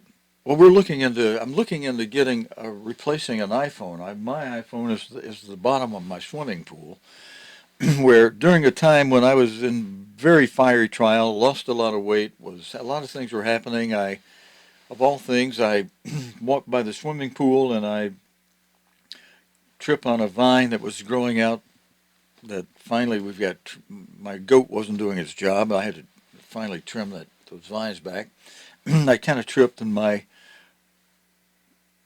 iPhone flipped out of my hand. It's now at the bottom of that swimming pool. And it's not one we chlorinate, it's one I put goldfish into.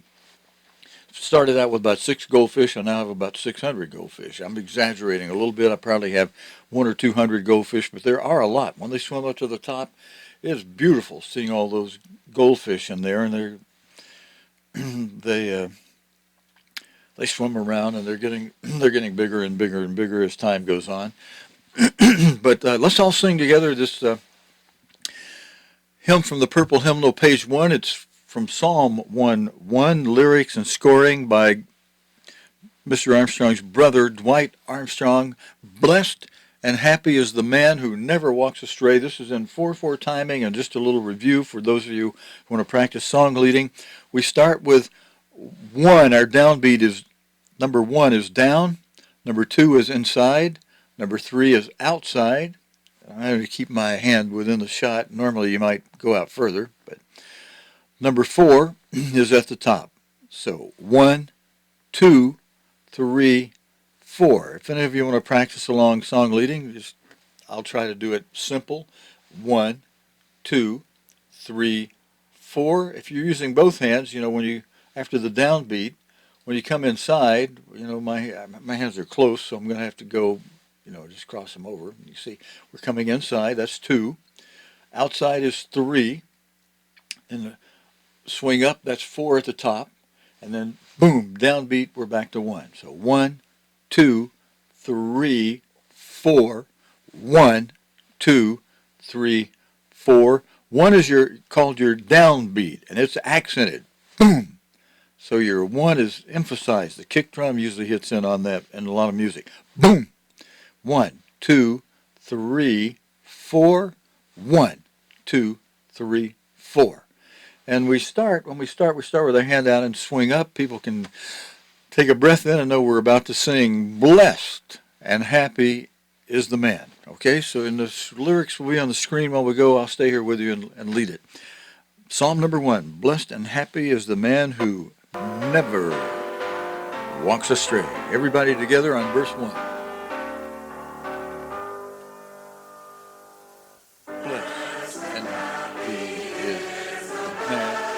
Who doth never walk astray, nor will the ungodly man stands in sinners' way to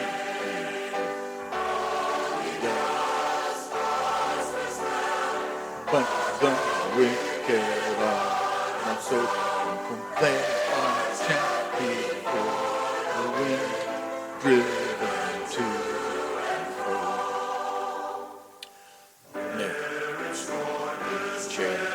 Sit for he listens, he delights in God's law and meditates on it day and night.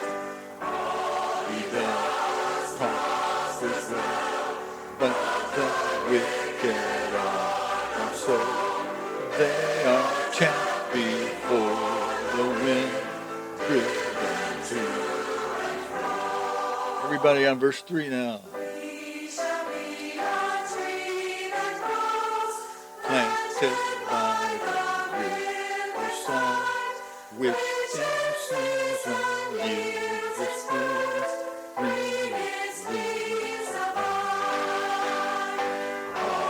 He does prosper well, but the wicked are not so. They are chaff before the wind driven to. All right, thank you for those of you who sang along. Blessed and happy is the man, and we're going to do another hymn before we close off today. We got 6 minutes. We got time for another one.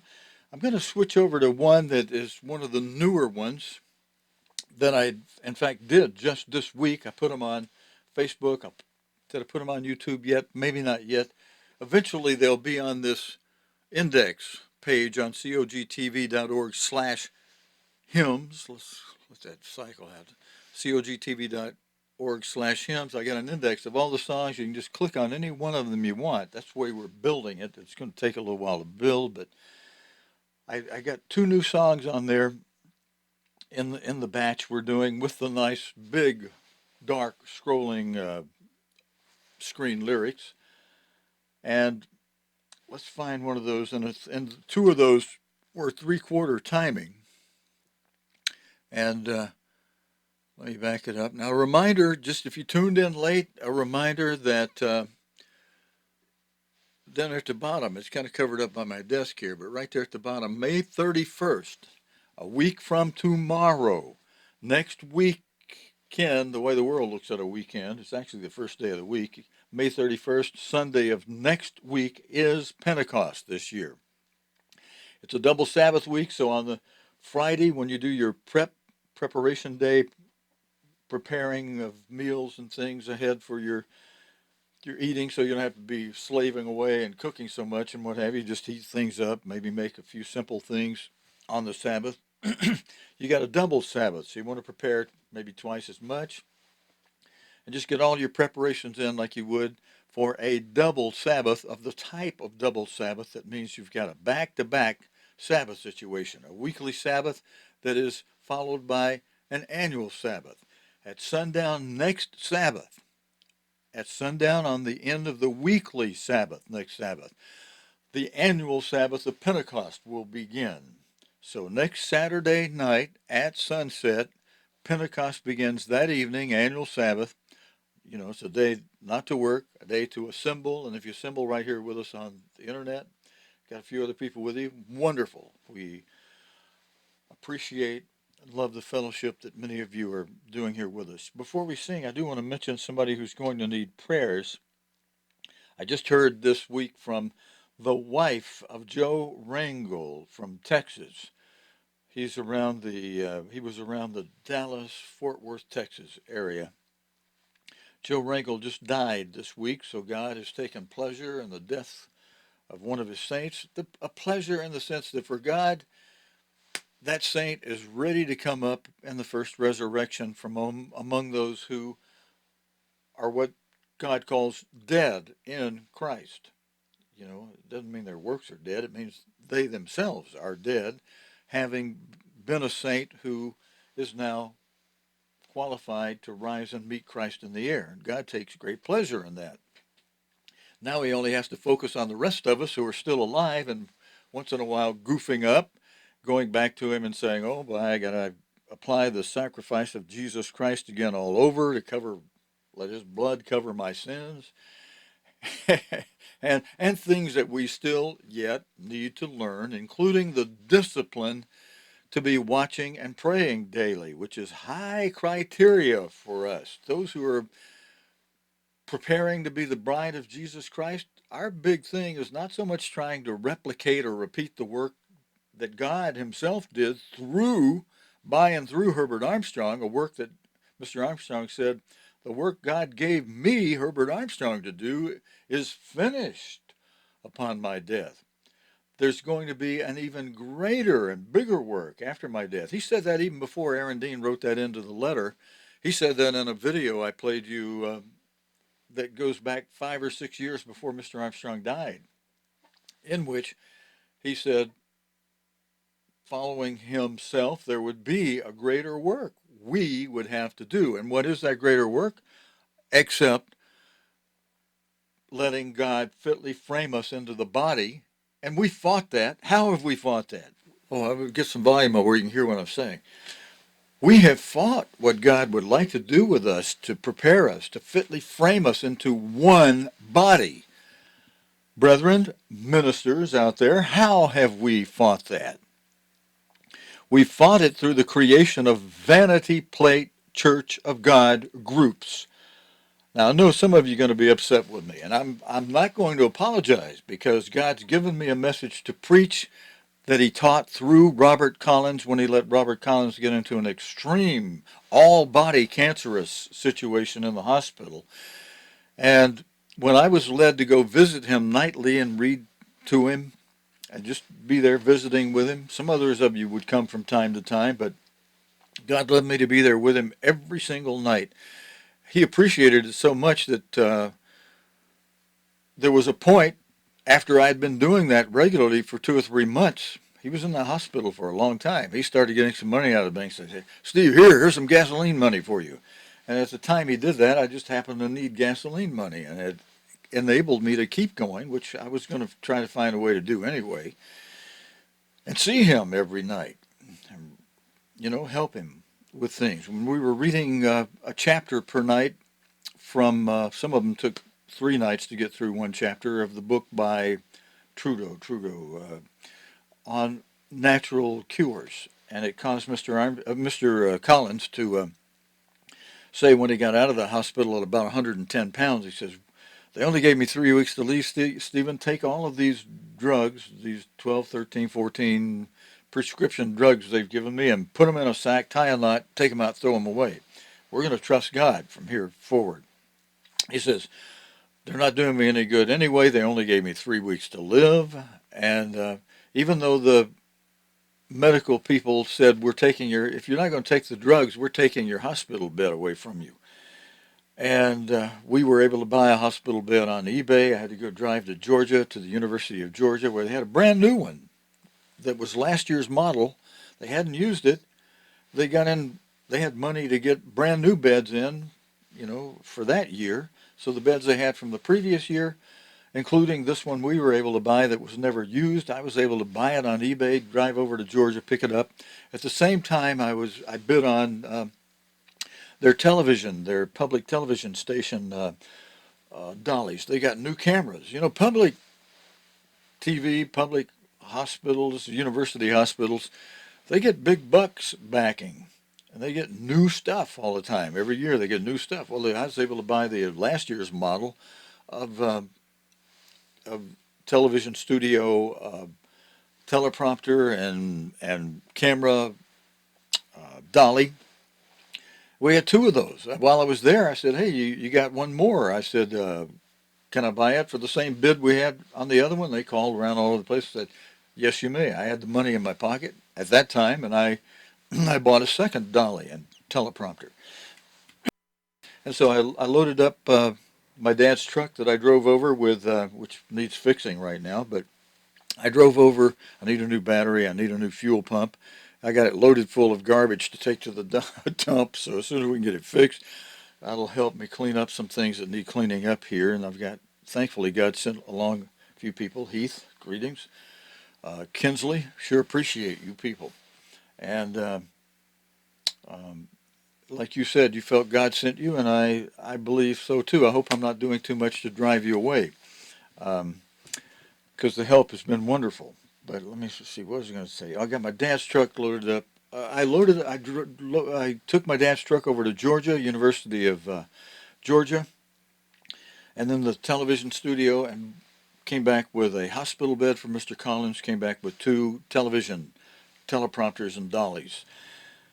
And Mr. Collins would, for a little while, from the hospital, he was giving his weekly Sabbath sermons, live stream. Some of you were there and saw that. Some new people saw it even. A fellow who went through the entire 58-lesson correspondence course called us from Tennessee. He had seen Mr. Collins speaking from the hospital bed from St. Vincent. And we got the teleprompter. Mr. Collins, God started healing him. He came out of the hospital at 110 pounds with 3 weeks to live. We got a nutritional medical doctor take his blood. I started feeding him a nutritional doctor's monitoring of how much protein, how much carbohydrates. I had things I could pick from the daily menu and buy it all organic. And within 6 weeks, he had regained 25 pounds. He went from, when we weighed him at the doctor's at 113, 6 weeks later, he was at 138. And he was a big man, so, 110, he was just skin and bone. We got weight back on him quickly. Isn't that interesting? In the hospital for 3 or 4 months, he lost all that weight. They sent him out with 3 weeks to live. He gets out of the hospital. He was very irregular on his bowels when he came out of the hospital. He used to cry about me having to take care of him in that way. I said, look, I'm used to that. I did that with my dad, so don't Don't fret about it. I'm used to this. And it'll change. You watch. It'll change as we are eating properly, which they don't, in many hospitals, they do not feed you properly in the hospital. Like one doctor told her husband when she got sick, "Oh, honey, you want me to rush you to emergency, put you in the hospital?" "No, honey, if I'm going to die, I'd rather die right here on my living room floor. You put me in that hospital, they'll kill me. I'll die sooner and I'll die more in a more horrible way. I'm a doctor. I know what they do to you in these hospitals." And so she wanted to stay home. She stayed home. She got well. She wrote books on how to get well. Well, we've read everything we could, but we were putting our trust in God mainly, primarily. He gained 25 pounds in 6 weeks, and the doctor took his blood at the end of that 6 weeks and said, "I got good news for you fellas. The cancer is in complete remission, zero cancer, and just keep doing what you're doing from here on, and food-wise." And he lived another year, died of something else, broken heart, because his wife had died 6 months earlier, was part of it. But one of the things he learned in the hospital, he said, "Steve, God told me to come, when I get out of this hospital, to take the vanity plate name off the," and that's how he put it. I credit Mr. Collins with coming up with the verbiage, vanity plate group names. I was calling them banana peeling group names because everybody's taking an adjective. They find a different adjective to make themselves unique. Mr. Armstrong had to do that because a group from going back to the early 1900s, 1916, 1925, incorporated the name Church of God so that anybody else wanting to call themselves Church of God to be recognized. You can't use the same name, but you can qualify the name with an adjective and modify it. And that's what he did when he first began it with Radio Church of God. He was putting a modifier on Church of God and being able to form a corporate name so he could put the assets of the body of Christ, the physical assets, into a corporate name, and the filing of taxes and things, and not be personally liable. It's a good business structure way to go. And it was God's Philadelphia work, but he had to put a modifier on the corporate name. And some of you who are creating vanity plate groups, you're creating a work that instead of just being a local congregation of scattered members of the Church of God, say the Church of God in Birmingham or somewhere else, you got to come up with all these fancy adjectives, and it confuses people. God told Mr. Collins, God told Mr. Collins that when you get out of this hospital, I want you to take the vanity plate name off the group you are preaching to. You still preach to them, still meet with them, and give them sermons, but take the name off. And interesting, who would have expected when he did what God said do, the group rejected him and said, "We're keeping that name, you don't come back here anymore." Well, he had created the name. He said, "God told me to take it off." So he had to write the people a cease and desist letter, and weeks went by before they finally decided, well, he's got an attorney behind this, so they brought back all the books and tapes and whatever they had with that name on it, said, "We're not going to use the name anymore, but we're going to keep the group, and we'll preach to them. You don't come." And anyway, it's a fight. People, they love these, the vanity plate group names. All right, I didn't mean to get too big onto that, especially since we're a little bit over time now, and I was going to try to sing one more song before we close up in a 3/3 timing. And if I had a point I was going to make to you, I'll have to make it next week. Excuse me, because in trying to stay soft with you, I'm using terms about those soft preachers, is trying to not step on toes too much. Softness means you're compromising. We don't compromise here, but I do try to not step on toes more than necessary. And God let me get sick for a while, let me learn a few lessons and things, and I'm still learning, still coming out of some trials. And I'm thankful to some people who have been very, very helpful to me as God has been helping me do that and helped me through some of you. But I'll give it some prayer and thought. By next week, I may have some more comments the day before Pentecost. But let's go to one of these hymns that we can sing together. All right, just a reminder again now after I close off today, please remember, mark your calendar if you need to. Don't let it slip up on you. Keep track of the days of the week. During this week, a very important weekend coming up with the regular weekly Sabbath that will dovetail or join into at the sunset. It immediately becomes the annual Sabbath at the end of next weekly Sabbath. It becomes Pentecost that evening, next Saturday night at sunset, at the end of the Sabbath. Then Saturday night, all day Sunday, until sunset, Sunday, is Pentecost this year, May 31st. May 30th, the regular weekly Sabbath. May 31st, the annual Sabbath of Pentecost. May 30th, this coming Sabbath, of next week. This is the Sabbath at the end of one week. Now a new week begins tonight at sunset. At the end of the week that's beginning tonight at sunset, it becomes the seventh Sabbath of 7 Sabbaths. And that's where that scripture from Leviticus 23:16 comes in, that all along we were being thrown off by a wrong word, the word from added to verse 15 of Leviticus 23.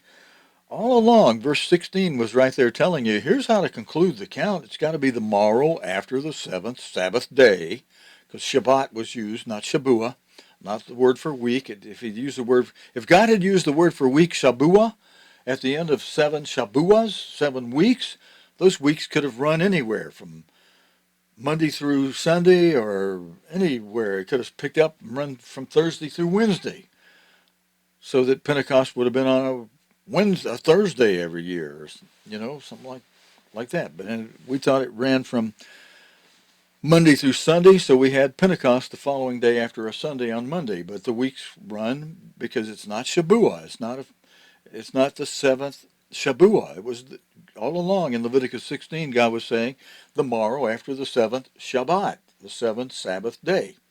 You can say, well, yeah, but those 7 Shabbats are weeks.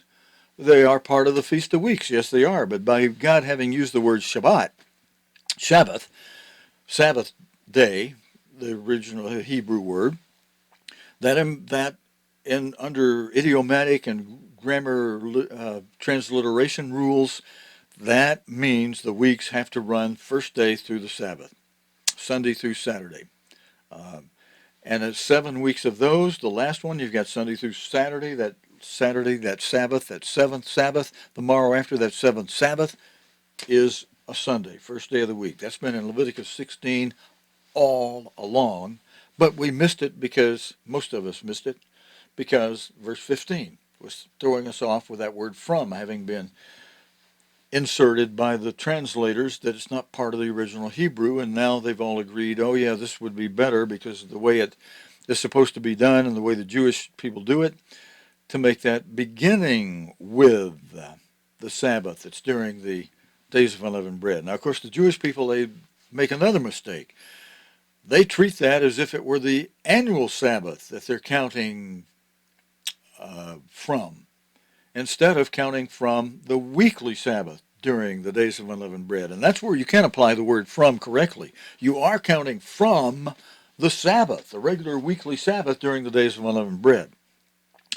And the first time you count from it is 1 day from it to get the wave sheaf day. 1 day from that regular weekly Sabbath is a Sunday.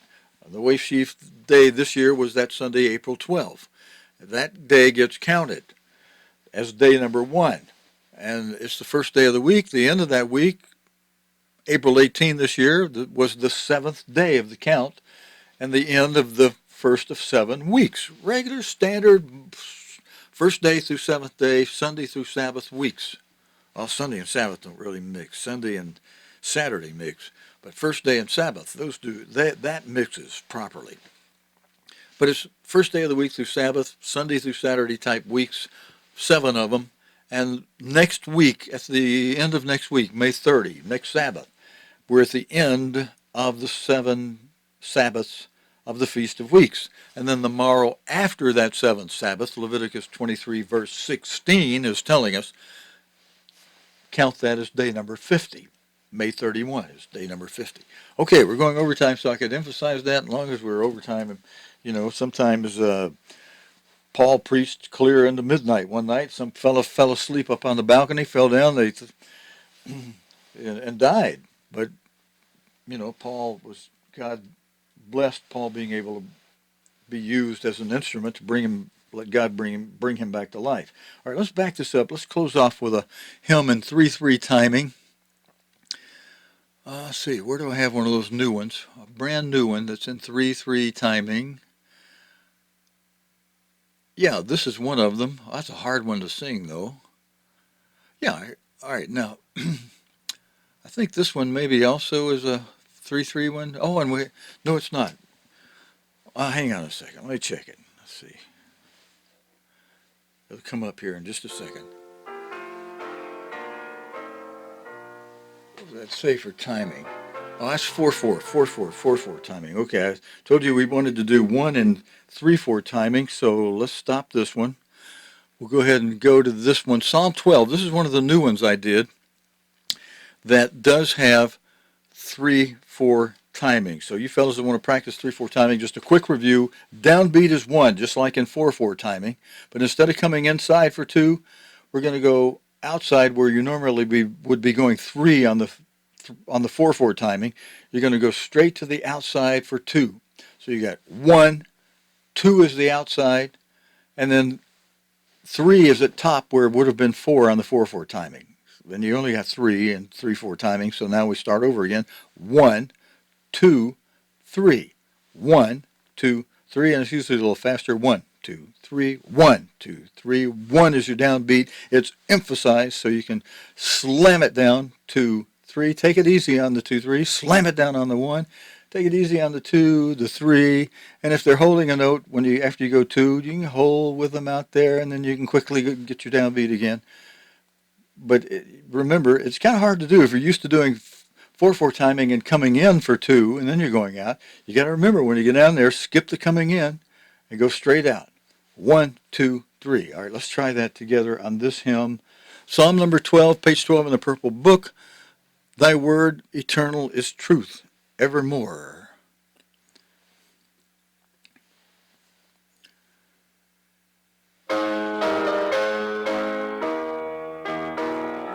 Three, 4 timing. Everybody together on verse 1. For the merciful cease, faithfulness fails, wicked men have their way. They all speak lies, all with double heart speak. God shall cut off those who speak boastfully. Verse 2 now, everybody. Poor men are crushed, and the needy have sighed. God will arise, their deliverer shall be. He'll set them safe, for his promise is pure. Thy word eternal is truth evermore. Verse 3 now. Men's words are false, they are empty and vain. Each utters lies, to his neighbor he boasts. They put their trust in their flattering speech. Exalted are they among sons of men. Boom. Cat Williams might add to the song. Okay, brethren, thank you very much for singing along. Thank you for joining me for the Sabbath service, AM to the U.S., PM to the U.K. today. God willing, and the creek don't rise, we will plan to have Bible study next Friday night, usual time, 7:30 p.m. Central Time. That's 6:30 p.m. on the East Coast, and that's, let me see, am I doing that right? No, that's 8:30 p.m. on the East Coast. Woo, late for you on the East Coast. Maybe we're going to back that up to 7 o'clock. I'm going to make a change right now. We'll do Bible study at 7 Central, 8 o'clock Eastern Time. Of course, that's early on the West Coast. That makes it 5 o'clock in the afternoon on the West Coast. But you can always go to the archive and watch it anytime on demand from the video archive at HWATV.org. I'll put it on the screen for you. over on the far right side of your screen, cogtv.org. Go there, look for the Archive Video tab. Then look to the left side where the Sabbath services are, with the big purple button for the last video that we've live streamed. And you can scroll down the index and you can go back as far as 7 years. You'll have to hit a button to take you to back years, but you can go back as far as 7 years and look at the dates and the titles of what we were covering during those live stream telecasts from the video archive. You can play those on demand anytime.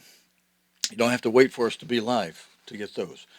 And with that, brethren, and with the close, we sang one of the 3-4 hymn times. We went a little bit over time. I'll say happy rest of the Sabbath to you. God willing, I'll look forward to seeing you. And there's plenty more. Be sure you catch last night's Bible study if you missed it. Catch the readings we did during the week from Matthew. We began in Matthew 1 at the beginning of the week. We got as far as Matthew 6 yesterday. And those are, well, some of those are in our video archive. I got to add some of the rest of them. They are on Facebook Live archive. So you can look to our Sabbath Service page on Facebook. It's called Sabbath Service.